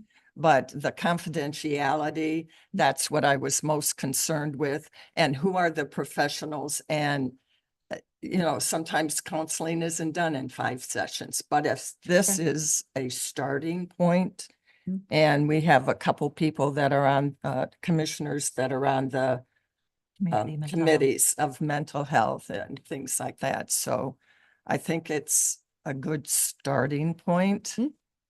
And the cost is not huge either for your. It all the isn't. employees, so- But I mean, you really want to look at your end result. What's the best end result? And the Alliance looks like it would be the best one. But it's a starting point. Yes. So because we have so many first responders and people who deal with traumatic issues and situations, is this supplemental to something we already have for them? So we have the baked in one, and then it's my understanding that they have a network kind of in the region. Evan knows about it, the sheriff knows about it. But it's not something we provide. It's a network that they rely on amongst their group of public safety. So Okay, this would be even in addition to in that. addition to, Mhm. okay, thank you. And just to be very transparent, the costs that are outlined here, these are completely passed through from those organizations. We do not mark them up. We do not bake in any Okay. compensation, anything like that. And And this is just an annual. Yep, and Okay. that 3450 would be broke out among the different funds by the employee. So it's, minimal to the general fund, minimal to the jail fund, because we would break it out by the number of employees within those funds. Okay. So you'll hardly even notice the maybe 2,000 out of the general fund. I pay would for like to this. make a motion then that the Board of Commissioners accepts a proposal from All One Health for EAP mental health session at an annual rate of $3,450. I'll support. Motion and support, discussion. And I'm still having trouble with the reports. And I understand, it's a, you. Through CHIPS organization, you said it was well used. Is And- this like the first year that it's been implemented? It was the first. That's another concern I have down the road. It probably will be used heavily to begin with. I don't know if it will continue. Well, I think that was the purpose of giving a generic, it was a sheet that just had boxes and, you know, numbers of topics that had been addressed. Of course, no names, no departments, nothing like that. It was but it showed that this was, and I think you gauge whether you renew, Mhm. on the amount of usage that year. And if you do see a decline down the road or a different option comes up, but it's certainly a benefit, I think that we try for a year and see. Because it, you know, I mean, I understand you get 5 visits. And if that doesn't cure a problem, Right. do they recommend you move on with somebody else? Yeah, You go- typically. You know, it's, there's a lot of these things can't be cured in 5 visits, and This is that's a to bridge concern. the gap. this and is it- just to start the process. This is to bridge that gap. So this is that warm, you know, starting to get it off your chest, talk to, and if you need additional help, they'll refer you to a long-term provider. This is just one step further to assist our staff in getting long-term treatment if needed. And it's not the idea that everything that's being discussed is something that's happening at work. People could Right. have issues going on at home and, Oh, sure, you I know, stuff that's understand impacting them at work. And this gives them a place to go and call in someone to talk to, where they wouldn't have that. that. I'm kind of result oriented, so I want to see that it's successful somehow. I And think if can we think have this The staff- report reporting, help they you. will provide reporting that shows whether or not something was resolved or if it had to continue to a long-term solution. So. Right, thank you. One of You'll have the nice things- opportunity to look at this every year and see, Right. you know, is there staff using it? If no staff is using it, well, then we consider not providing it. So, One aspect that we, you know, you touched on a little bit, but the fact that it's the household, and that does affect our employees. mhm. Now, if things are better at home, our employees are going to be happier. It may not be something that employee directly results them, but maybe their spouse or kids are now benefiting. And I mean, you're looking at the whole family unit picture here, not just the employee, which is nice. Well said. Lauren, you deal with this frequently in your profession. Do you find that most people who jump on with these programs are pleased with the outcome? Yes. Yes, a lot. So it comes down to budget a lot of times, whether or not they have the capacity to purchase something a little more robust than what's baked into the disability and the life. But once they usually turn this type of program on, I rarely see it ever terminated. And the reporting helps with that, right? You can actually show what's happening. Anybody else? Roll call, please. Cunningham, Yes. Markey, Yes. Nye, Yes. Roloffs. Yes. Sauer, Yes. Worsakki. Yes. Motion carried. Thank you, Lauren. Thank you. Appreciate you being here today. You're welcome. Item G, consider renewing the interlocal agreement with Grand Traverse County for inmate housing. Sheriff, if you would.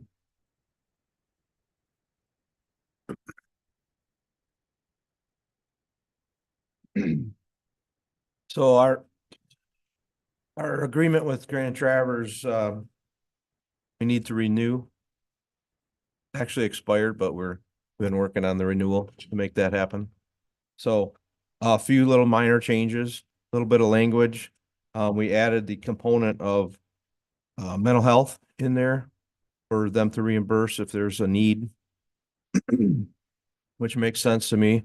We're going to continue the $35 a day, so we're not increasing. And I think everything else is going smoothly. We currently have 12 in there this morning from there. 22 of our own, which brings us to 34, so. Yeah. Are you happy with the agreement so far, Sheriff? Yeah, it's been a work in progress, working through some just minor details, but overall, it's a successful program. I think it benefits them, benefits us, benefits the community, a few bucks coming in, et cetera. And I think we can continue to make it successful by working out these small details, which make a huge difference in the end, so. Any idea what the cost to us is? What's it cost us to house it? That's a loaded question. You ain't gonna like this answer. Depends on the needs. Yeah, I mean, it's more than meals, correct? yes. Well, the medical and the mental health dynamic are something that we're reimbursed for. Prescriptions, all of that encompassing. So we have to, weigh that out. At what point are we required to increase staff? I don't see it. Last I knew, staff of 20 or 20 inmates or staff of 50 inmates was our same money. We have to have the lights on, the heat on, the building open, no matter if we have 5 inmates or 45, 48. Well, I'm trying And- to quote, like And you'll Commissioner Janat, I'm doing this for everybody else's benefit. Yeah. Well, and you'll recall the discussions when we talked about staffing and such like that. The staffing isn't determined by the number, it's determined by the design of the jail. So whether there's 5 or 30, a lot of times that it's essentially the same. Now, in some circumstances, there's more staff needed. 48 is the maximum, right? Right. And I did not answer your question directly with the cost. As we know, the fluctuation with healthcare, meals, all these things are happening. Transportation. Gas, water, Mhm. sewer, everything's going up, so I don't have an accurate figure for you at this exact moment, but I can get that back to you as soon as my people get that. As soon as we get another accountant in there. Yeah. I do have one question. How come you didn't ask for an increase? Even $5? The reason for that is we're doing okay with that price, we feel. And we want to not give them a reason to go somewhere else, even though they are already, because they need more than just us. We can't fill all of their needs. Their overcrowding is, so they're looking at other jails throughout the entire state. And so we want to try to be competitive. We want to be fair in our pricing.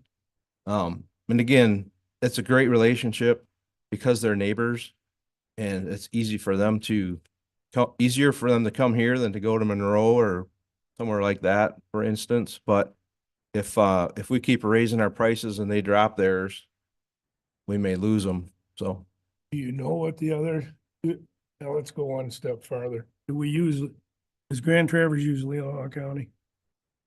on and off, yes. Well, that's another one. I'm just curious. I would compare rates. I don't know, because I feel that our costs have continued to go up. Mhm. And I'm sure they damn well know it in Grand Traverse County. Their costs are continually going up, so maybe Well, appropriate time to think about it. yeah, I respect that, that thought. I think that if we could get by another year with what we have, we could take a better look at it and see if they haven't pulled out yet out of our jail, maybe consider raising it, but I I guess it's- would reach out to our competitors and see what they're charging. So it is what it is. So, anyway, thank you. I can tell you Captain Barchef has been very pleased with the relationship of our folks in our jail. And they're presenting it to their board for a renewal as well, because they're happy with the relationship. So like the sheriff said, we have to be conscious of that because they will go elsewhere. I don't think we're losing money For $5, necessarily. would you drive to Monroe to haul them? You might drive to They that will. really pretty jail in Wexford though. Okay, go for it. They will. Say. So is it fair to say there's generally a profit, that we're not just breaking even and taking the inmates in? Yes. Is that a fair statement? Yes. Cause really they're reimbursing for anything high dollar. I mean, we're covering their food and their soap and, you know, they're reimbursing us for those high dollar items. And I guess that would bring the question only because senior center, when they were here talking about increased food cost, how much of an increase have we bore because of that? And I don't, It's kind of a, We have a contract. it's another loaded question. We have Oh. a contract with our provider. And it Okay. also, the more inmates we have, the cost goes down Per meal. per meal. per meal. So you okay. understand my dilemma with I giving un- you a straight I number or get- straight I hear answer. you. We get charged like, you know, 0 to 10 inmates, this amount, 10 to Sure. 20, this amount. So while our food costs, looking at face value, the cost has went up, yes, but those individual meal prices have went down. Because we're housing more, we have more population, Mhm. if you will. Okay. So I'd like to make a motion that the Board of Commissioners approves a 2-year renewal agreement with Grand Traverse County for housing Grand Traverse County inmates. Agreement subject to approval as to its form by legal counsel and authorizes the chair to sign. Markey will support. For discussion, I've also heard the comment and been told that our corrections officers take very good care of our inmates and it's been commented that guys and gals don't have a problem being in our jails because of the treatment they get. So they're very fair to the inmates and watch out for their best interests. So that goes a long way as far as I'm concerned. There's another dynamic in there, if I could share, with being neighbors. Some of the clientele we're familiar with from cases here. Mhm. So we have a rapport with some of these people already. Oh, you again. Yeah. Or, Right.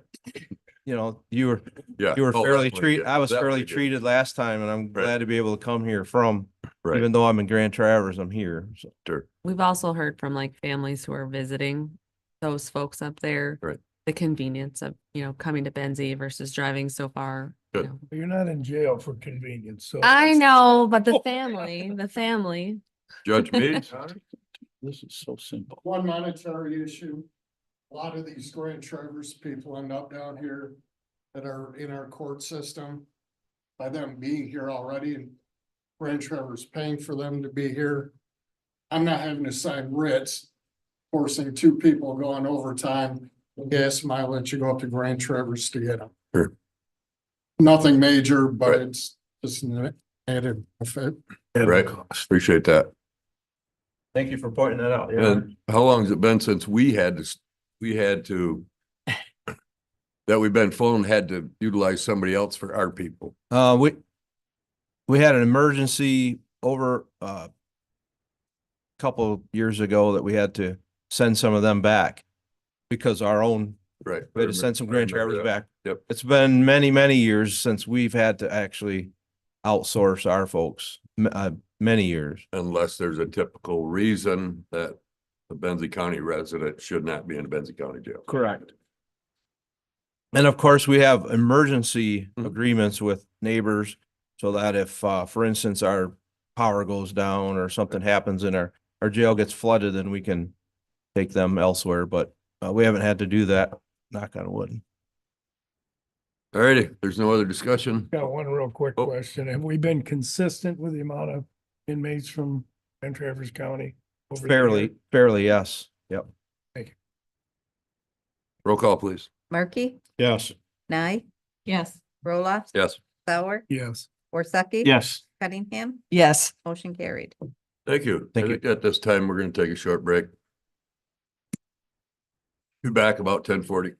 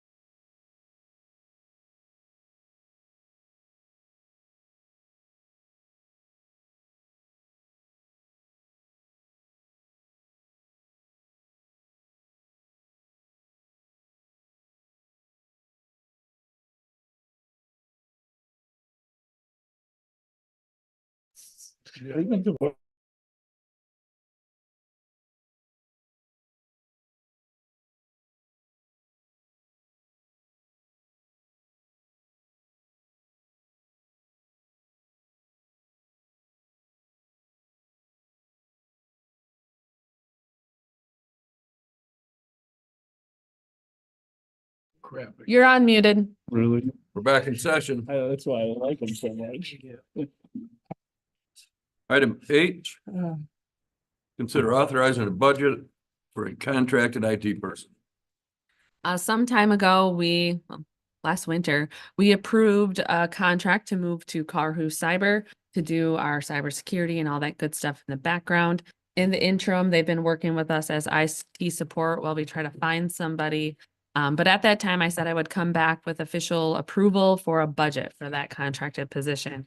And so what I'm proposing to you is $70,000 as the budget for that contract. Jackie and I have spoke with Kurt and Matt and those from Carhu, and they're comfortable with that budget of hiring like a mid-level IT person. So obviously not the director level, but not the entry level either. This $70,000 doesn't mean that the contract is going to be $70,000, but it does give some wiggle room for buying stuff that we may need for this person, whether it's a desk or, a laptop or such like that. But this is a recommendation from our IT provider saying that should be a comfortable dollar amount for that mid-level person. We do have an interview on Monday with a potential candidate for that position.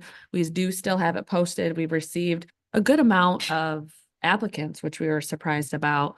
So we're still moving through that process. We're not ready to bring a contract to you yet of a person, but we're moving through that process. But what we're looking for is that budget. So as we get closer to finding a person, we at least know how much we can offer potentially to that person.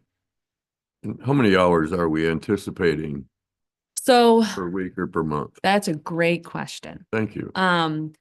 So Benzie County historically has never really had an IT person. We have had somebody here once a week. We've had somebody here once a month. Carhu comes a lot. We don't know where it's going to land.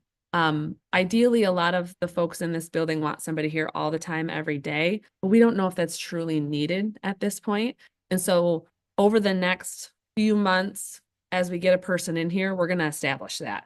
Do we need a full-time person? Do we need a 30 hours a week person? Do we need a 2 days a week person? We don't really know. At the beginning, they're probably going to be here 40 hours a week. Absolutely. Because there's a lot of needs that we have. But I think once things start to fizzle out, we'll come up with a good rhythm as to how many hours truly we need that person on site in this building serving our population. That's why contracted really is a good way to go, because rather than just make a rostered position and then we don't need this person more than 20 hours a week, that's a silly move. So this contract will give us that opportunity to really establish our true needs. And if it is 40 hours a week, maybe we consider it a full-time rostered position in budgeting. Are we contracting with a person or a firm? We're hoping to contract with a person. We're already contracted with Carhu, the firm. We want to contract with a person to be here. We're not talking about a Benzie County employee, but a contract, so they would take care of all of their benefit stuff. Yes, so we wouldn't be providing them any benefits, no. Will they do sheriff's department and dispatch in the other Yeah, it'd building as be well? all Benzie County. Okay. Yeah, so not just this building. It'd go up the hill as needed, an EMS station as needed. This would be for our staff.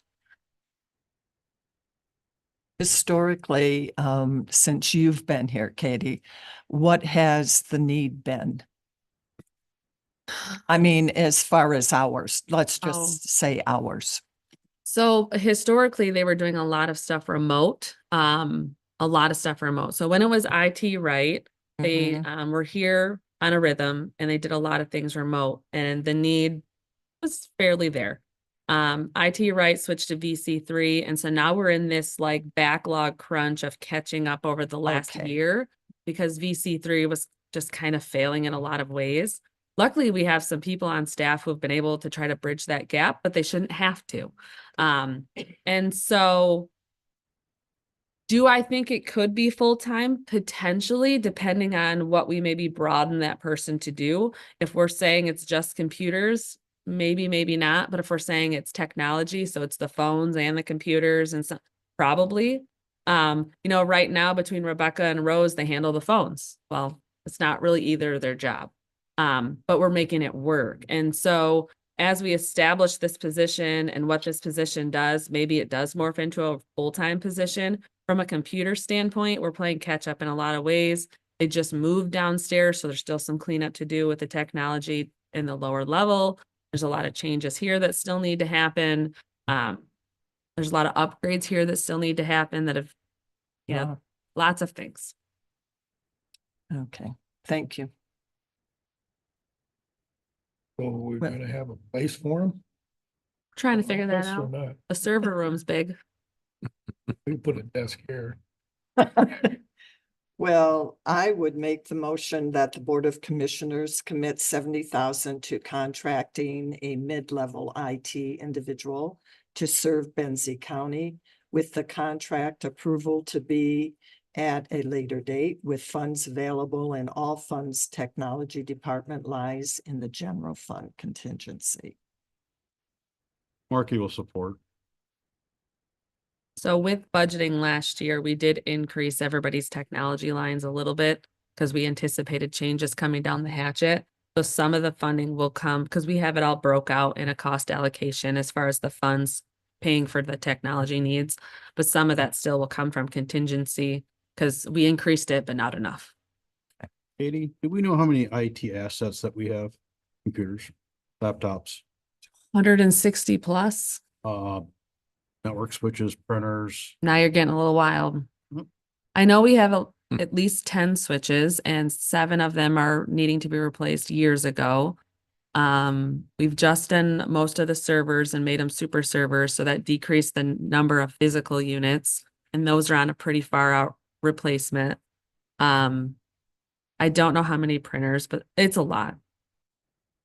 Phone systems, security systems, cameras, audio, video. Becky, I mean, when you add in all those things, we're probably talking 300 plus. What I'm getting at is this, it might be a daunting task for an individual. So I do see this eventually morphing into a full-time. Yeah. That's kind of what I'm getting. Yeah, this person at first is going to be the computers. It's going to focus on our computers and our, that system. If we find that we can add in the phone piece of it and some of the camera stuff, we'll approach that later. But really, we're hiring a mid-level IT support to be the boots on the ground who's interacting with the staff for various computer and network needs. And it can't be emphasized enough that a lot of this the call for this has fallen on our emergency manager, Rebecca Hubers, who's Yes, filled it in the has. gap for a very long time. Pardon? And dispatch. Mhm. So, this has been needed. It's been an identified need for a while now. And I think this is just going to evolve and morph into something different probably within the next couple of years. But this is getting us going and figuring out what we need as an organization. And then as it morphs, we'll figure out which direction we go. Is it still contracted? Is it a person? Is it 2 people? We don't know at this point because we've always only ever contracted and relied on our internal staff to pick up the gap. And it sounds like because of the nature of the beast with the county, you have it prioritized. And so what Tim was asking there, that is a huge pool, but you're going to have it prioritized, starting with computers. Yep. Okay. Yeah. Yeah. Our immediate need is having that IT support person for the computers and the Right. printers and the switches and, those sorts of things. Big job. Mm-hmm. It is a big job. Any other discussion? Roll call, please. Markey, Yes. Nye, Yes. Roloffs. Yes. Sauer, Yes. Worsakki, Yes. Cunningham, Yes. motion carried. Item I, consider approving reclassification results for the clerk's office. Jackie's on her way up. I see that. Morning. Morning. I'm here to talk about the reclassification results of the clerk's office. As you can see in the memo, they did warrant an increase. There's currently 3 employees within that department that would warrant the increase as the deputy clerk. And the increase would go to $20.33. I didn't explicitly state which each of their current wages were because it's a little bit different based on the steps, but it's $17.73 for 1 employee and $18.42 for 2. So the total increase would be $6,879.85. Must be dyslexic. That's twice you've flipped. 58. You said 33 or 13 or something. It's 30. Harry, don't put her on the spot. I'm sorry. Jeez. Just, What are you talking about? Yeah, really. oh, God. Anyway, sorry I'm picking on you. I don't even know what you're talking about. I'm just reading the same thing I thought you were reading. Oh, no, there's not listing their current wages on there, is what I was saying. There's 3 positions and 2 of them are at 1 wage currently and 1 of them's at a different. So I didn't include their current wages in there is what I was I heard indicating. you, but at the $20 and something an hour. It's 31 cents. She mistakenly said 33, but and it you is just 30. transposed the 85. She wanted to put her, 58. she wanted to put her 2 cents in. Okay. You put her on the spot. Oh, She okay. transposed the numbers. Well, Please. Thanks, Gary, for I the like to keep clarification. pressure on. Does anyone have any questions regarding the reclassification?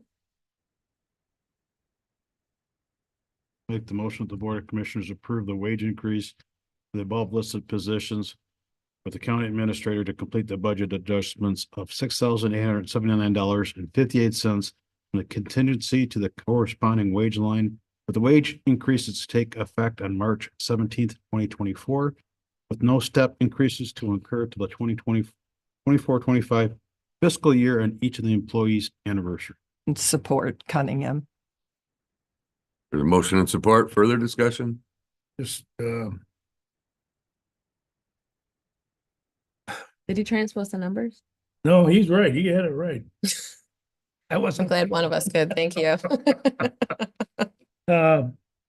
Still concerned about how we're gonna go forward in the future with some of this stuff and to be consistent.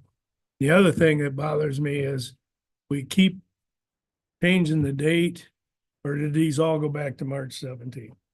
I changed the date based on the new payroll period. So rather than having the increase take place in the middle of a payroll period, I have it start at a new payroll period. And then I prevent any step increases to occur because they are receiving an increase currently. And then it would be consistent over the course of the year.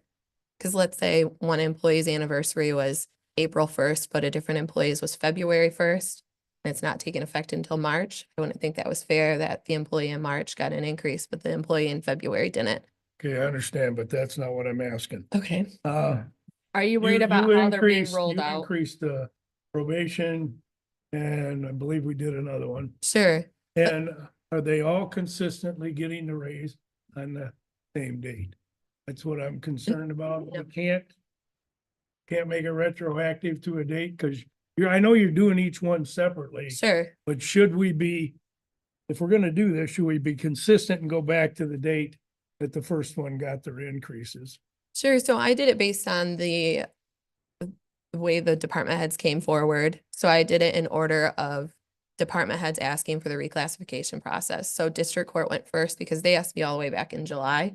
And then I've went in sequential order since then. I didn't think that going retro would be fiscally responsible to anticipate that. So I would We'd just like did to it. ask the physically responsible a while back. Well, I mean, if you'd like, I would be happy I'm to go just retro. saying, we for gotta be employees. consistent if we're gonna do stuff like this. Jackie and I talked about doing retro, say back to 10-1, for the full fiscal year. And, we're already taking this huge leap of faith and redoing and doing all these reclassifications. This is all brand new for Benzie County. And a lot of people are receiving, quite a substantial amount of money. We just felt it was in the county's best interest not to retroact something like this. Because in some cases, you're gonna almost double what we're presenting. I understand that. And we only set aside $100,000, and we would then blow that $100,000 budget. And then we would probably have a straggler or two of employees, and now we gotta figure out where that money you know, because we didn't allocate it. It creates this whole spider web if we. And are we being consistent and fair to the employee? I think this process is consistent and fair for fair. the employees. Yes. So Starting, yeah. reclassification isn't on a timeline. So the fact that we're doing it, we're evaluating every single position is consistent and fair. Now, if we would have said initially that we were going to retro it, then we should be. We never said that. We're evaluating every position as they come to us. That's what we're doing. We're doing the process that we laid out. I wouldn't support retroing all of them back to 10-1. The rest of the board feels, but I feel we're not consistent, but so be it.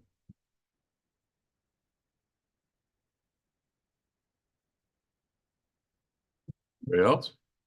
Roll call. Nye, Yes. Roloffs. Yes. Sauer, Yes. Worsakki, Yes. Cunningham, Yes. Markey, Yes. motion carried. Great, thank you. Thank you. Item J, consider authorizing the county administrator and solid waste coordinator work with adjacent counties on the materials management plan.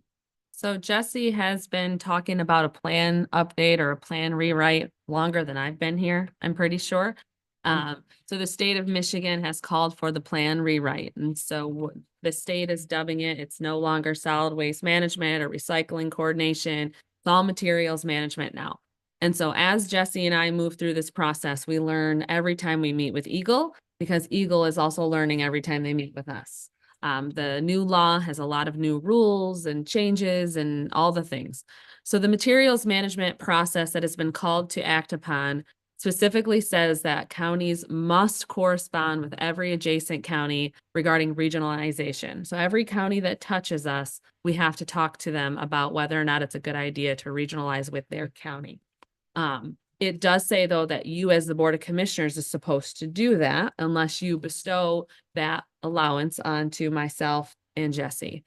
So what we're asking for you today is for you to take official action to allow us to talk to all the counties so that we can come up with a plan to bring forward back to you for final approval. We will come up with a recommendation as to who we feel is best to regionalize with.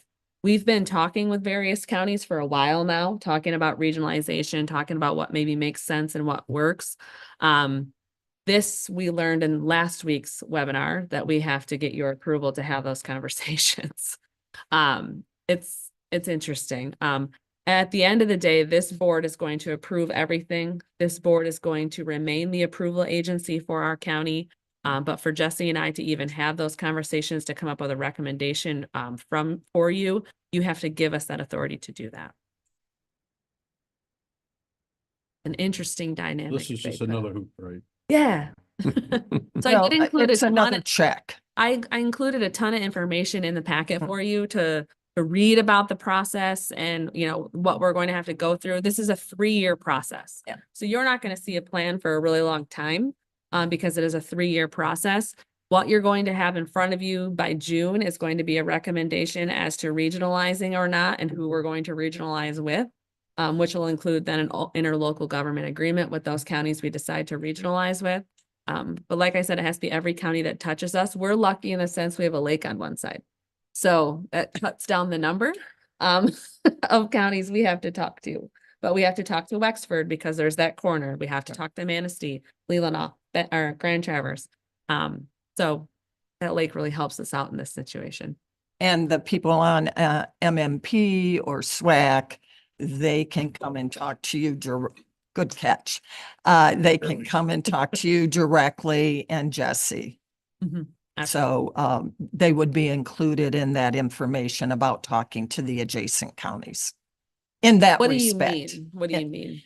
By discussing concerns about adjacent counties Oh, that you can privately talk to part of the team, you and Jesse being part of the team, should I have questions. yes, yeah. Okay, Mhm. so on that, I will make the motion that the Board of Commissioners authorizes the county administrator and solid waste and recycling coordinator. I'm trying not, I have a cough drop in my mouth. To discuss regionalization with counties adjacent to Benzie County and to prepare recommendation for the board related to the regionalization. I'll second. Thank you.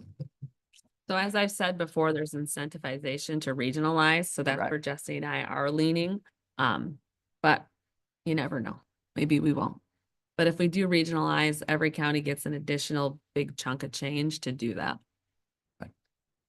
That's over one, not just the 1 year. It's over 3 years to Mhm. do the plan. So it's incentivized, but it's not a funded mandate, So they're funding this first go around. right? Mhm. After that, the county will have to maintain the plan updates, which are every 5 years. Mhm. So after this 3-year period, which is funded, then after that, the county would have to pay for the majority of that update. Which would Final be decision comes through here. based on agreed upon arrangement with partnered counties. Correct. Yeah. Yep.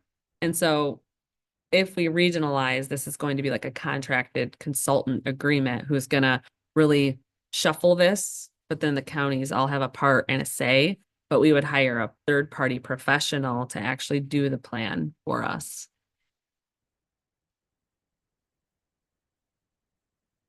Before we get to that point, see costs are gonna be to hire this professional to Oh, do yeah. this, Yes. and who's gonna pay for it? And So you said that the state's backing out of paying for more of this? Mm. Well, I heard the term incentivized, though, but it's not a funded mandate. There's incentive to regionalize. So so if we do it alone, we're running at it at 60 grand. The state's gonna say, here's $60,000 plus a price per user. So we get a little small fee for all of our population to do this plan. If we say we're gonna partner with Grand Traverse and Leelanau, we each get $70,000 to do this endeavor plus the price per person. So it's incentivized to work together. But at the end of the day, this county has their own approval process, just as any other county we may work with. And this county would have a say and a recommendation as to who we work with to do it. So whatever counties we work with, we will ultimately have an interlocal governmental agreement with those counties. And each county board in the respective counties would have certain responsibilities in this relationship. Each county board would have the authority to say yes or no to the contractor. We would do an RFP process and, all of that. We originally were talking about it that if we regionalize, one county could be the fiduciary for all the money. So it's a little more seamless, but now they're saying that we can't do that and that each county has to be its own fiduciary. So that adds another layer of complexity to it because these consultants aren't going to just get one check. They're going to get 2, 3, 4, however many we regionalize with. So that's kind of a weird nuance in the law that nobody caught until the last time we met. So that's going to be there. We also, it involves a lot of people. So they create this, this planning group that represents the whatever. So I'm going to say 3, represents the 3 counties. That group then has to go to every municipality in all 3 of those counties and meet and talk to them about this plan. So you're looking at 50 to 70 meetings to attend as well. This is prior to, This is all approval? part of the plan approval. Yep. So it's a ton of meetings. They have loose rules as to how big these planning committees could be. The smallest I want to say is 12 members, but it can go upwards of over 20 members, well, which we know that's too many cap. And so we're going to try to limit that number down. The great thing about the counties we're talking with so far is what we're considering in all of this is counties that are like us, counties that use the same assets and resources and haulers. And, we're looking at those who we already are very similar to make this process easier. When we add in counties that have different, so like we add in Manistee, they actually have different haulers than us. So now you have multiple haulers at the table versus one hauler who handles all the same counties. So those are the things we're considering. And when working with counties is who are we already essentially working with so that we can make this process as streamlined and as efficient as possible. Because no matter what, it's going to be a 3-year long process. well, we haven't got to the point that I'd be real concerned yet, because I'm sure for an extra 10 grand, the state's gonna have some pretty stringent rules. Well, these documents I included in here, if you read through them, you're going to be very disgusted by the stringent rules. Have. Okay, All right. Everybody done? Roll call, please. Roloff, Yes.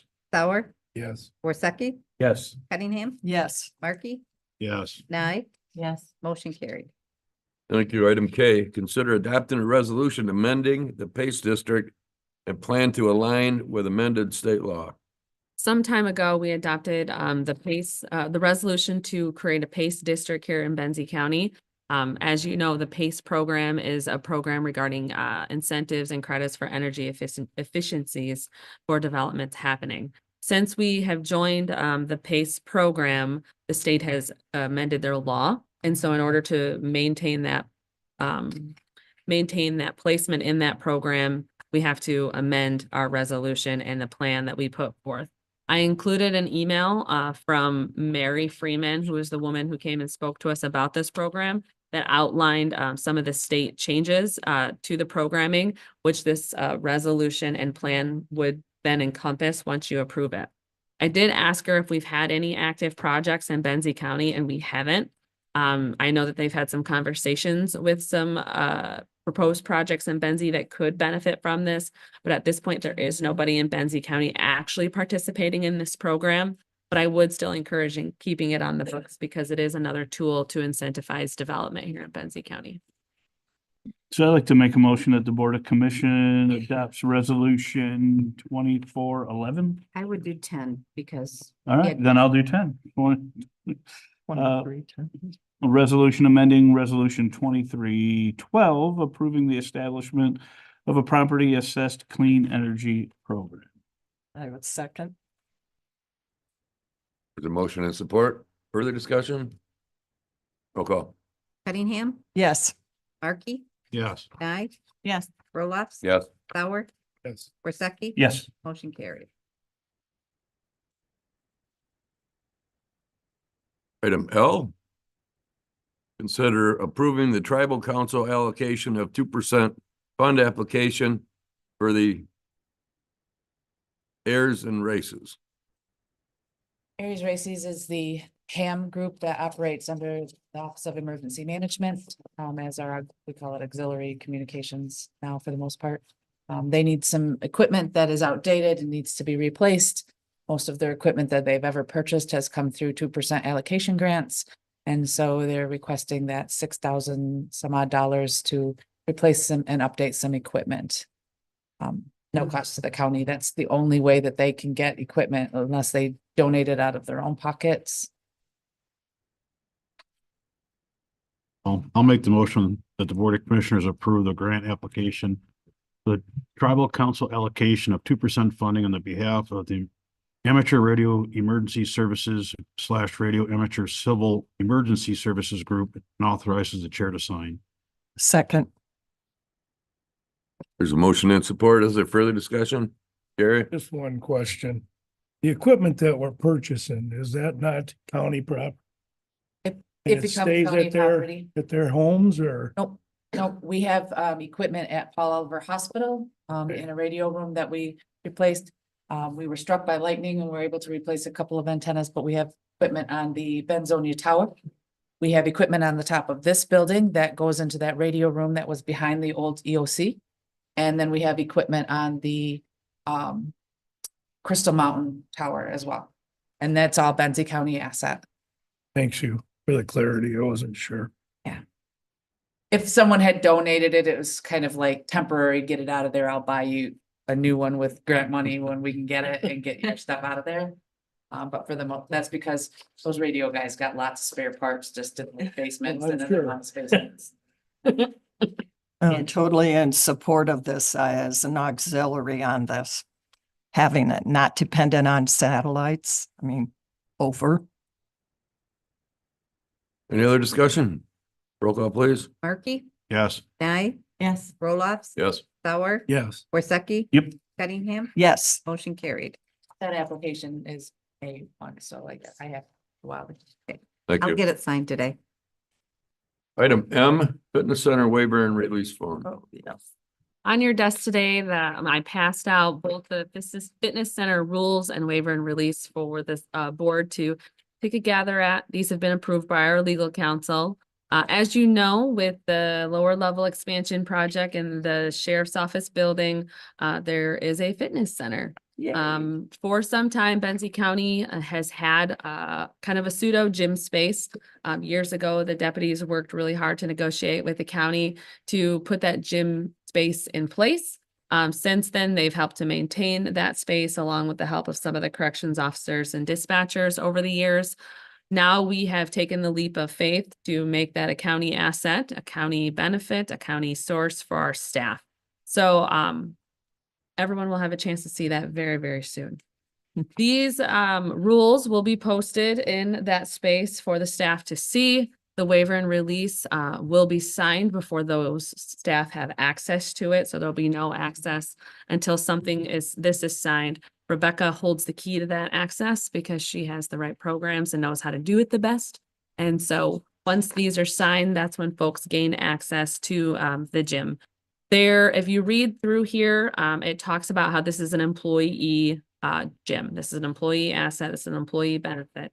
It does say that those outside of employees are considered on a case-by-case basis with ultimate approval by the board chair. In the past, the sheriff was allowed to give that permission, is my understanding.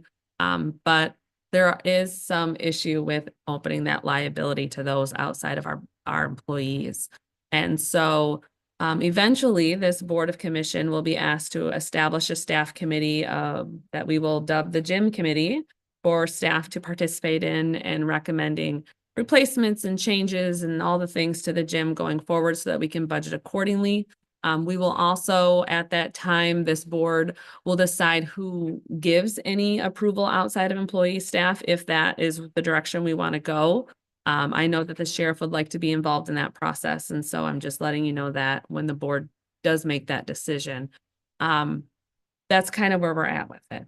Is there questions regarding the fitness center? Thoughts? Have you heard concerns regarding it? You know, we're in this to do what's best for our employees. And so we hope this is a great asset to our employees. We don't want it to be muddy. But yeah. I got a couple of questions if I may.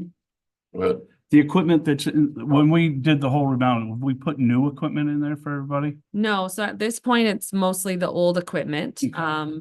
There is a request for some new equipment or replacement equipment that we will talk about and bring forward hopefully soon. So there's a plan for new up-to-date stuff? Yeah, so I have worked with the deputies union to try to establish what is county versus union.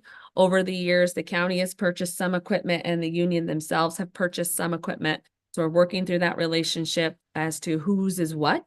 And then when we do replace or get rid of, who gets that money from that, you know, disposal, if there is any money. So that is all happening behind the scenes. So we'll have a clearer direction coming forward. At the end of the day, you as a county have invested almost $2 million into that lower level space. This is a county asset. This will be something that we budget every year, you know, for upkeep, maintenance or replacement as things do break. So we will get there, but for a few years, it's going to be a little muddy just because over the years, the deputies have really worked hard to put a lot of space, money into that space. And so we respect that. And we want to make sure that the transition is in both of our best interests until we get to this point where it's all truly county owned stuff.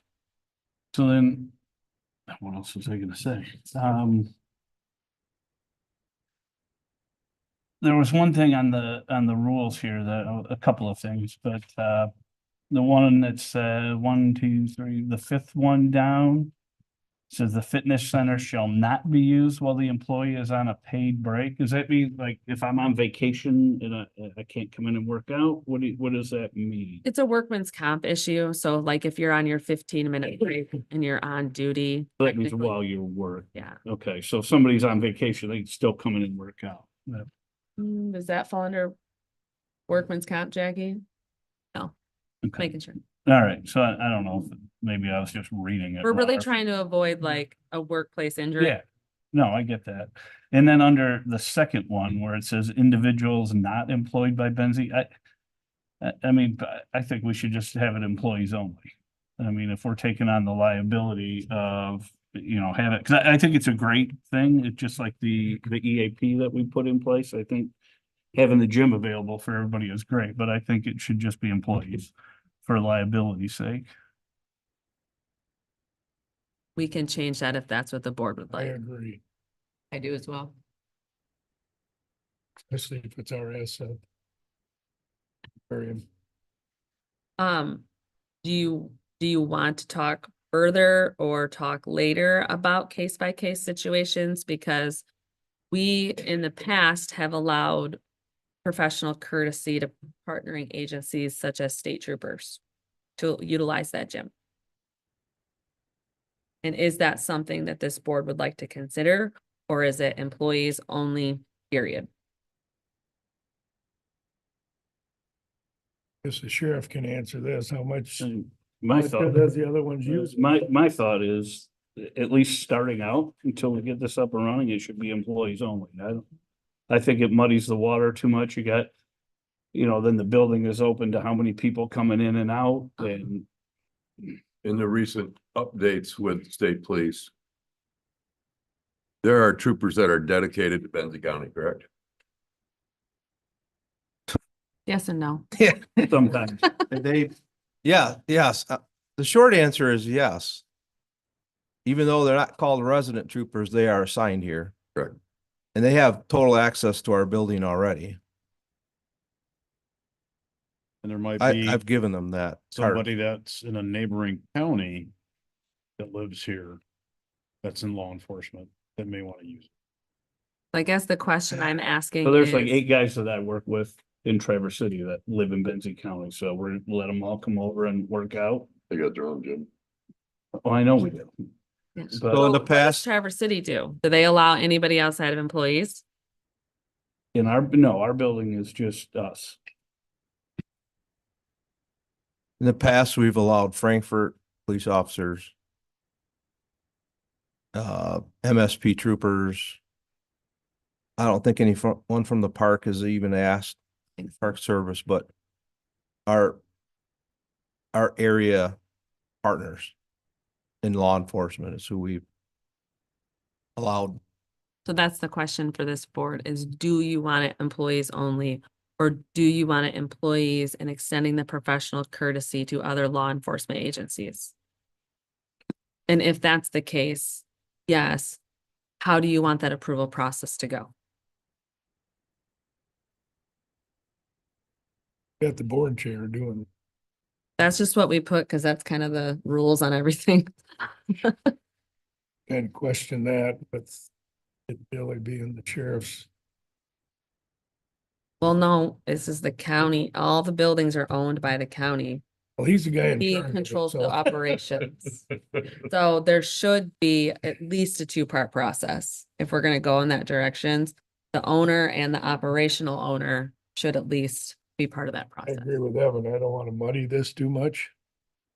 Yeah, and muddy it, but also, I mean, I would think that Frankfurt PD is different than the state police. I mean, the state police has different people assigned here every day, and there isn't a single person where Frankfurt is our community. I don't know. That's what I mean. It just gets dirty, right? The State more, police use it? Yes. They do. Well, a couple of them. I think they're Rick close. Morris's son, Chris, has used it a bunch in the past. Trevor Bash, those guys are born and raised here, County and they come fault back, anyway. now they're working here. Rick Doring, has used it many times in the past. Of course, he's retired from the state police, but he's now the undersheriff of Wexford County and lives in Frankfurt.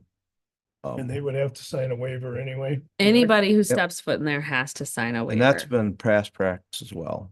Can So- we have an employees only rule with a professional courtesy list that's amended annually? If that, yeah, I think it's yeah. a little bit too loose to expect Bob to be available to approve random people coming in and out. I mean, I think there has to be something that we stand by and say, you didn't make it this year, but maybe we look at it twice a year. I don't know. Yeah. Based on, and then you're respecting the professional courtesy that's existed, but we're also eliminating some of the liberties that may Yes. have been taken over the years as far as Yeah. family members, boyfriends, girlfriends, this kind of thing, which isn't going to be allowed moving Correct. forward.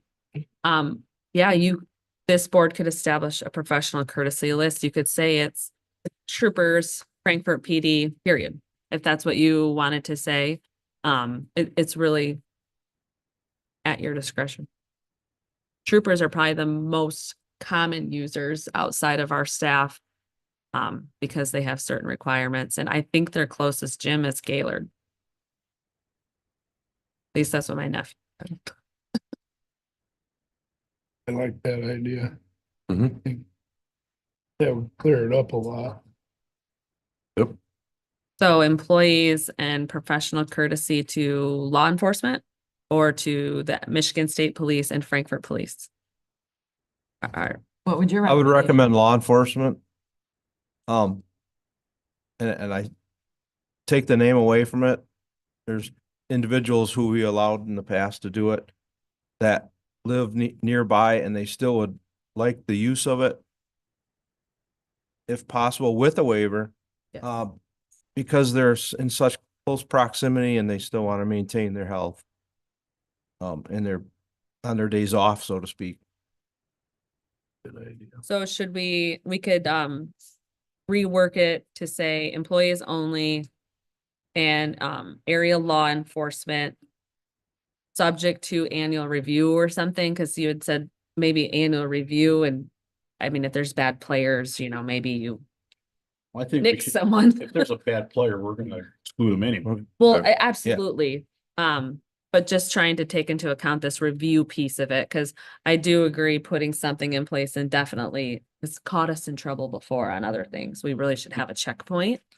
So employees only in area law enforcement upon annual review.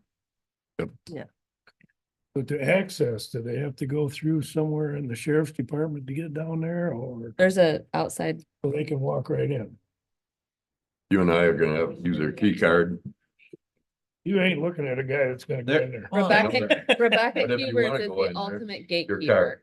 card. Upon approval of upon their waiver and approval.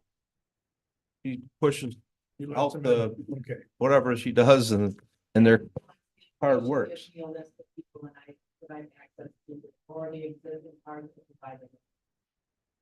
Thank you. Chair, should we get Rebecca Huber's input on this, since she's the one that's gonna have to deal with the decision that we make? Yes. Because the other thing I was going to ask too, and Rebecca and I have talked about it, there is a cost associated with keys. So if we are giving keys to 6 state troopers, Mr. Doring, I mean, there's a cost associated with those cards. So do we make them pay for their card? Or is it, I mean, I don't know what your thoughts are, Rebecca. So most don't know. of these individuals that I'm speaking about that are currently involved have a card because when they're on duty, they're working They're and they in come in and do agency. reports, et cetera. Not just for the gym. It's free. I mean, if they were granted the courtesy of a card to access this building, either for security purposes or the sheriff's office, adding that door to that card is of no cost. Right. There are a few people that don't have cards that I've had to issue cards to, Benzie County employees, mostly EMS. They don't have. What's the personal card cost? It's like $300 for a pack of, I'd have to buy, I'd say like $5. I think we can swing that. So, but again, it's if they hopefully if I get it returned, I always try to get them returned, then I can recycle the card. It's not printed with anybody's name or anything. So, but the space, I guess, just to clarify, the space is no longer just the sheriff's, we have to share it with the security of the central dispatch and all that. And they her hold, and space. then I have to sit right next. Is this an isolated space separate from? They Any- share a hallway and a bathroom. And a Okay. water fountain and stuff like that. So they don't have access to dispatch? No, they don't. Okay. It's secure, but they obviously share the common area, just like if I were to lock the store and. Right. people were to walk around. Wanted to verify that Yep. for everybody else. So based on what you have to deal with, have we come to a conclusion that creates issues for you or solves issues for you? No, I think a finite answer is good, and then a review to see if finite answer gives especially Jackie, a yes or no authority, to help her make decisions. So some people are offended that they maybe could have brought a spouse before, but now they can't. But at least that takes that burden off of Jackie to not be the bad guy and say, this is the rule, I'm sorry. Yep. And go forward with that. Okay. And then, by granting some professional courtesies, it's the past practice that it was. And it keeps those people in our community close by when we need them. It doesn't hurt to have an officer. Very good. If he's in his gym. Corey? As Corey Ellis, 911 Director, Benzie County, as some of the space shared down in the lower level, I'd just like to offer my opinion on it would be, I think starting at something, this is something new as far as a county benefit that wasn't just strictly law enforcement or up the hill, so to say. I think keeping it as simple as possible to start with and growing from there. I do have some very strong concerns on the wording of limiting it only to law enforcement. I don't think that that is fair, and I think that's opening the door to being very subjective of purposely excluding fire department and other EMS agencies that also have a physical fitness need. So I would encourage it to be as simple as possible with the idea of maybe expanding it in the future. I would offer the thought of, if a spouse can't come and work out, how is that any different than a law enforcement agency that's not a Benzie County employee? They're signing a waiver. What's the difference? So I think it is very subjective to pick and choose who's allowed to use it.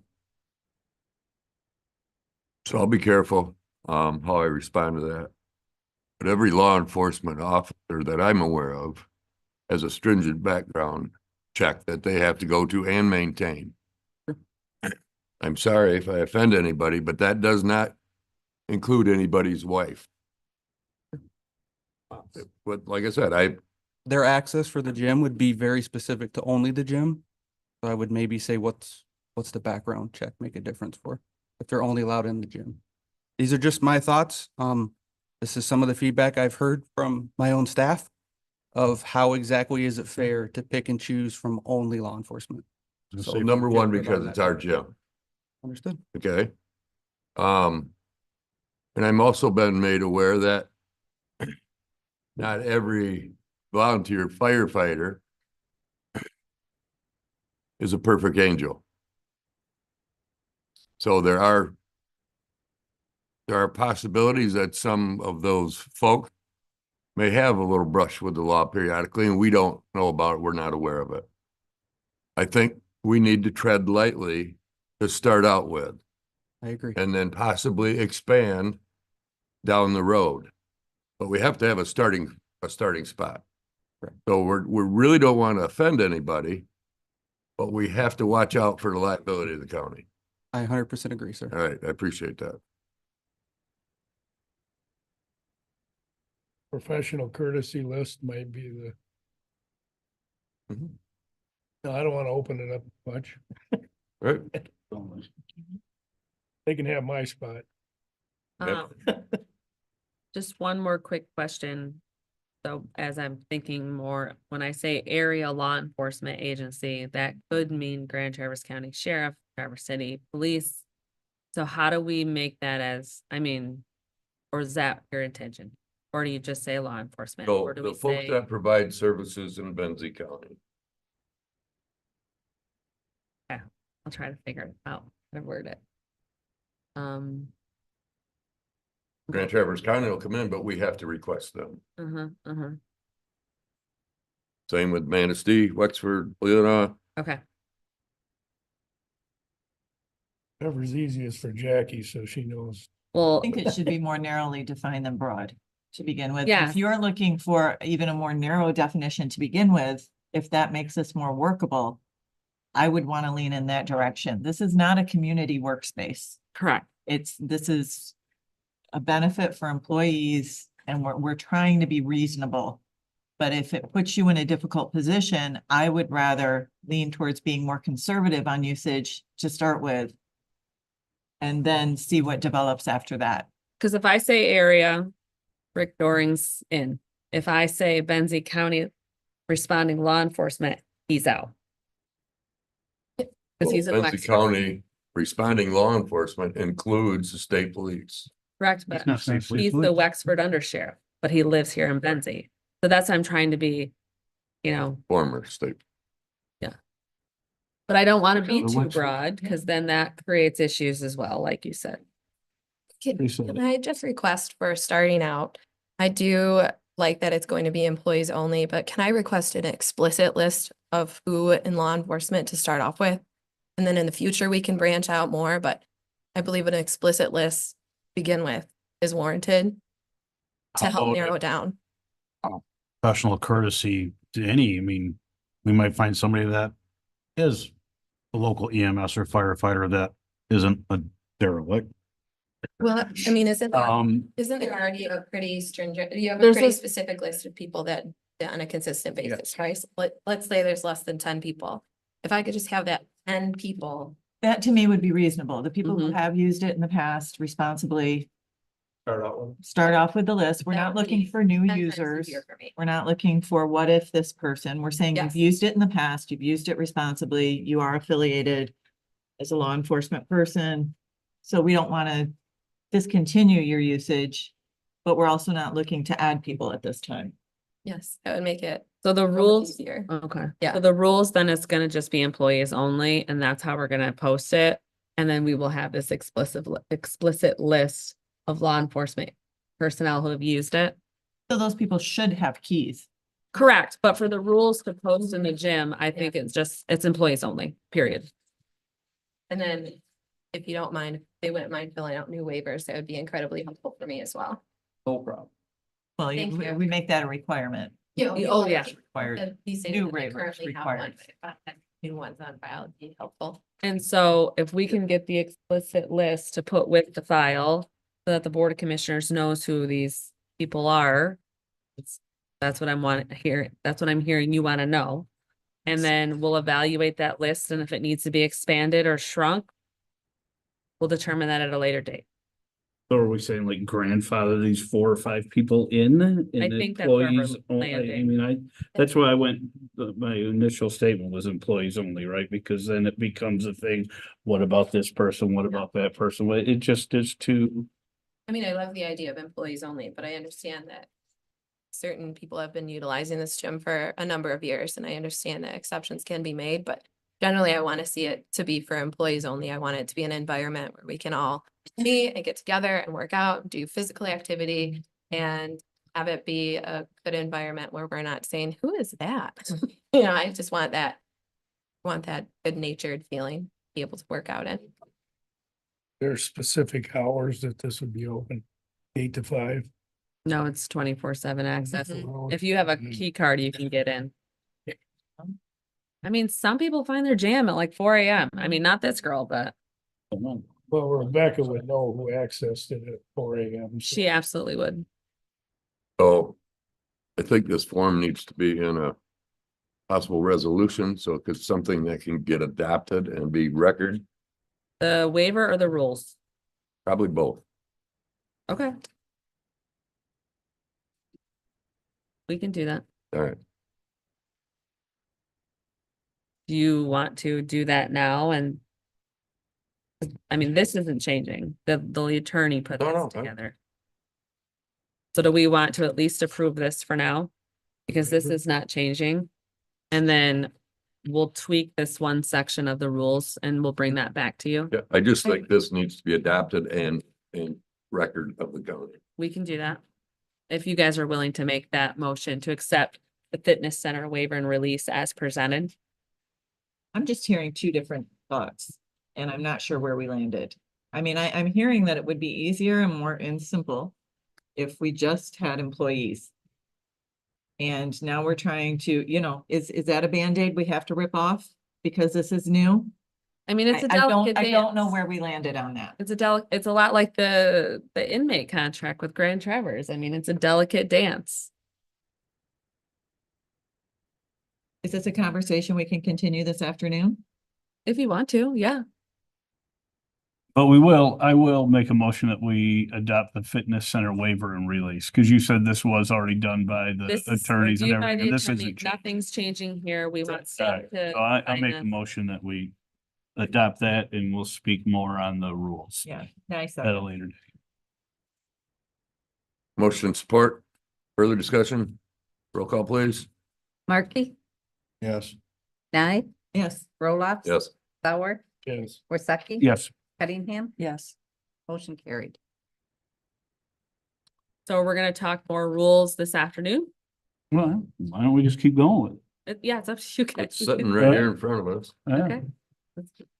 But yeah, I don't think we're narrowed down yet. I mean, as a whole, the other rules seem to be fine. We're just focusing on who gets to use it, right? I still say employees only, and I know I'll take a beating from some of my law enforcement friends that come here and use it now, but I mean, I have to agree with Evan. for our, I mean, it just it muddies the waters too much, because, yeah, I get it, but then we tell them this person no, but this person yes, and this and that, and that's my thought. I'd have to agree with Evan as well. I don't normally say that, but Most people don't. I never totally. I work. I think he's right. yes, I think that would simplify a lot of things. we're gonna, some people are gonna be upset, but I mean, if you're gonna have a rule, well, we're gonna have this rule, with all these exceptions. And how do you know, extend a professional courtesy to law enforcement, but then not to, I mean, we have EMS on staff, so we extend it to EMS professional courtesy to people in the area as well. So Our EMS people use it. No, he's saying like Thompsonville EMS or Elmira EMS. Like our EMS staff, their staff that they would have. But I think what you're trying to say is we're extending a professional courtesy to our fellow law enforcement. Now, why not our fellow EMS? Volunteer fire department. I mean, this can go on forever. Correct. Yep. Yeah.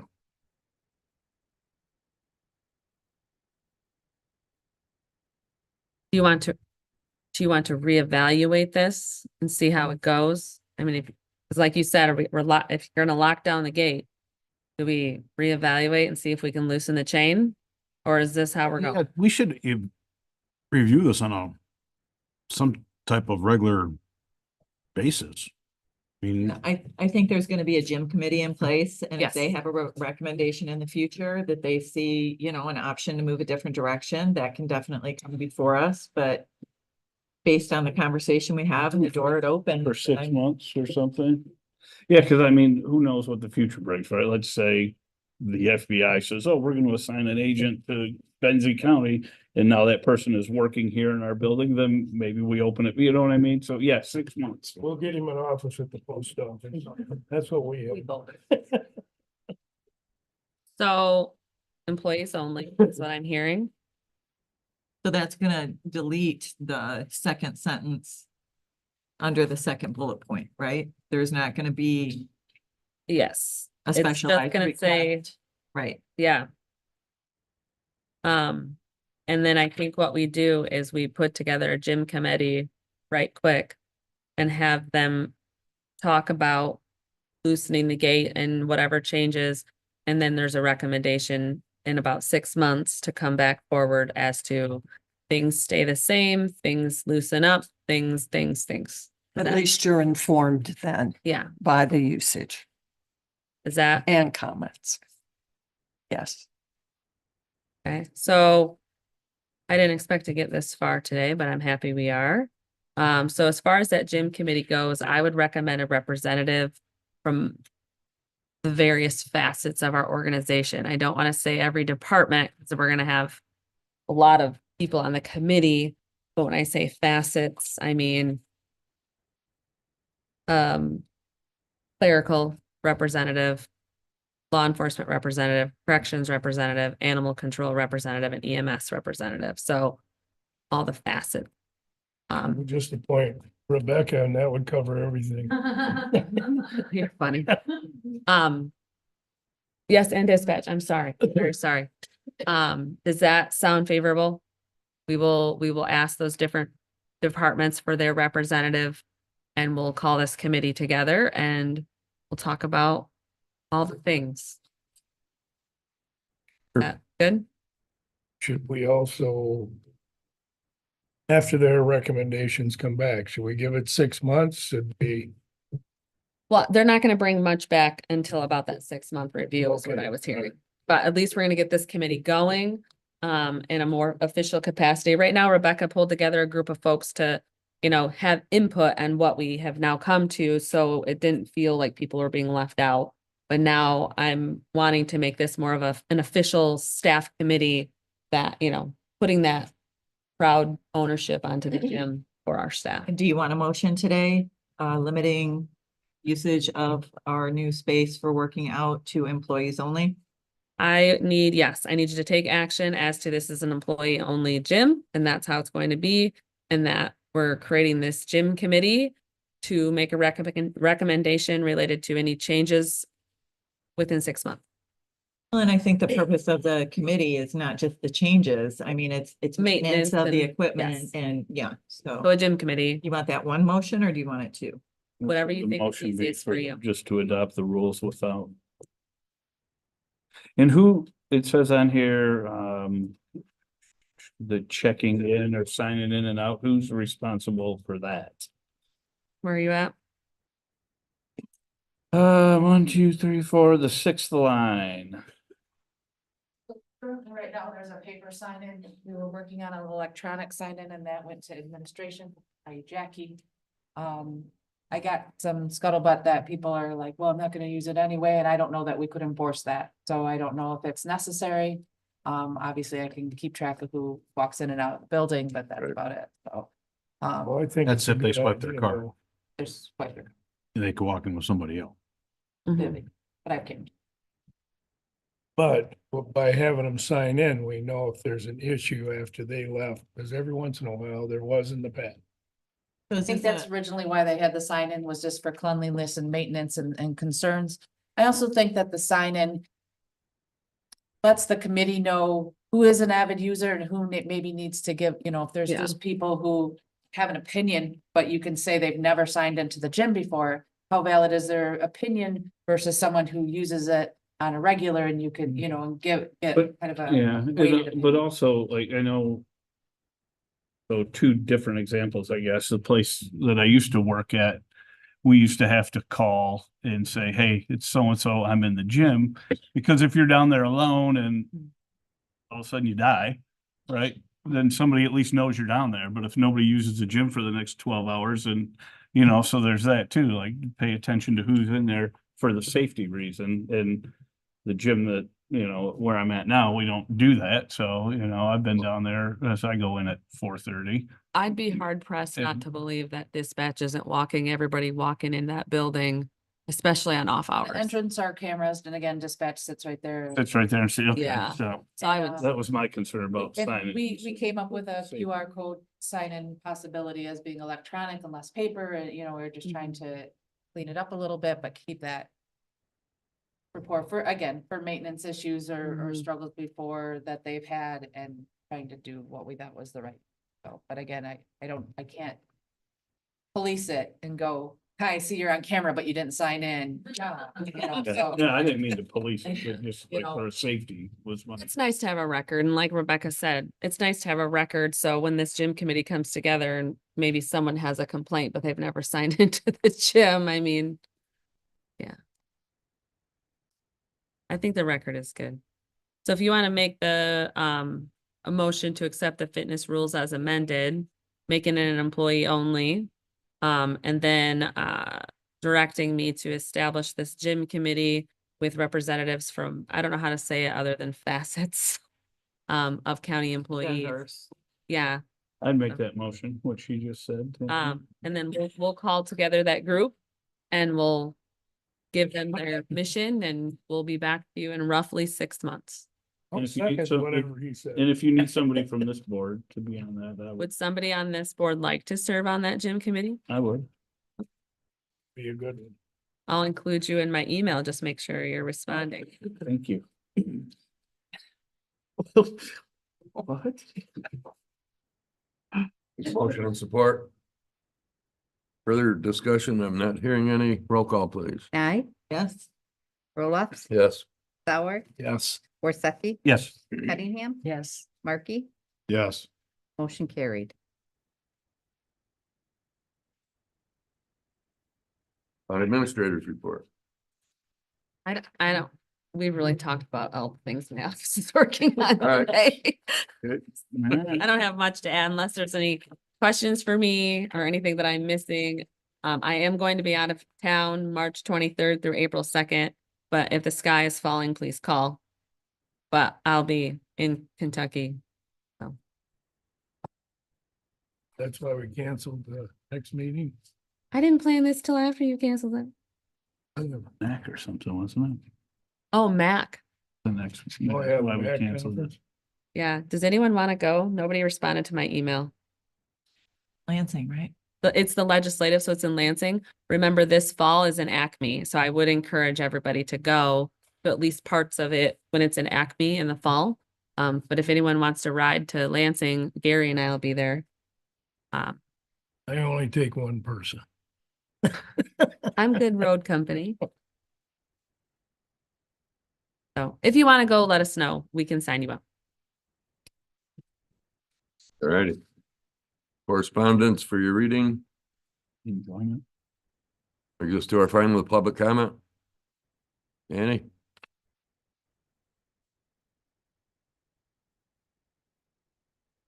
I'm Annie Browning and from the village of Beulah. I was just sitting here listening to the meeting.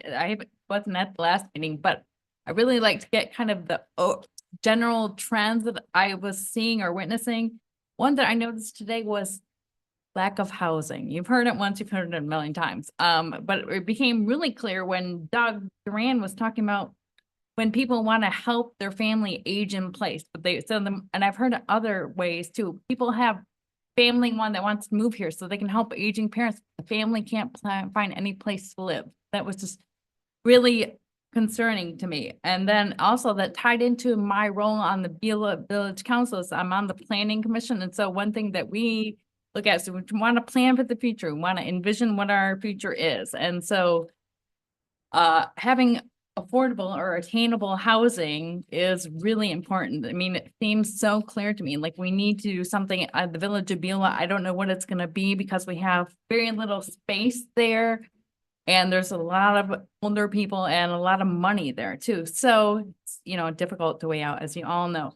But one thing that I learned of, because I know that the old Brookside, whatever it's called now, is vacant and there's talk of somebody buying it and turning it into housing, not affordable housing, but short-term rentals. Anyway, that was nixed by the Beulah Village Council because they wanted us to forgive their water bills. So, but it's still out there and I really love that idea. And so I was talking to someone and he suggested, Annie, well, I wonder if the village could offer taxes in lieu of financing. So now my mission is to learn more about taxes in lieu of financing and what that would mean for all parties involved. So that's what I was just kind of sitting out there thinking about. Real quickly though, I wanted to mention that I think it's great that you are hiring an IT person on site. I know that's something that the village of Beulah is really struggling with. We're much smaller than here, but coming in there, it's like there are papers and files and back rooms and none of it's electronic. So that's a struggle. I don't know where it's going to go. I don't know what's going to happen in the long run. The last thing I was going to quickly mention is we had our Village of Beulah had its first ZBA meeting in 28 years, I told. So I really felt like honored to be in there for that. The issue was, and I think I could talk about this publicly, was they wanted to build a garage, but they didn't want to adhere to the 12-foot setback on Center Street. So we had a lot of concerns, a lot of talking. There was number of lawyers in the audience on both sides. And so it was kind of it's like being around lawyers. But so we approved it with conditions. So, and the conditions are that it has to be a side entrance garage so that they don't back directly out into Center Street. Anyway, and so we approved it with conditions. So compromise is the answer, right? Thank you. Thanks, Andy. Thanks. Everybody else for public input? Prior to making a motion to adjourn, do we maybe this afternoon move it to like 12:30 instead of 1:30 since we've got be a few more hours, or is that? Does that disturb someone who's presenting? Just curious. They're coming at 1:30. But if we, We hurry, we can get out of here. well, we could move our items and then if you wanted Because to, it's- I mean, it's almost 2 hours from now. we could move our items if we wanted to, Time to so get that the lunch. presenters could still come at their time. But that's, I mean, I'll just let you all know, I'm not sure if I can be here this afternoon. I'll know here really very soon. My wife had a knee replaced the other day. She's having some irregular heartbeats. Mhm. You got to, That's way more important than this. so just let me know. all right. So 1:30 or are we moving? If everybody can be back at 12:30, that's probably a good idea. Does anybody have an issue with 12:30? I don't have. good- No, We I can would, start right now in 10 minutes if you want. I would just say we'll Do- move, do- we can, I don't, Sheriff, do you have any issues since the jail discussion is you? So if we want to move jail and or consent to the top of the list, because the schools are coming at 1:30 and master plan would be after that and, you know, just because they're invitees, I don't want to screw their schedule up. Or do we just stick with 1:30? Because that's what, Well, the sheriff said he's fine. 1:30. So, No difference. 12:30. And then they get here at 1:30, would have all the other, All the other stuff done. yeah, all the other in-house stuff done. I agree. 12:30 it will- is. Will return. 12:30, all right. Take a nap. Oh, right I'm gonna there. get on that thing and Wake me up. Go ahead. check your files. Motion to adjourn. Thank you. It's 11:53. Support. Support. Support it by. All in favor, say aye. Hi.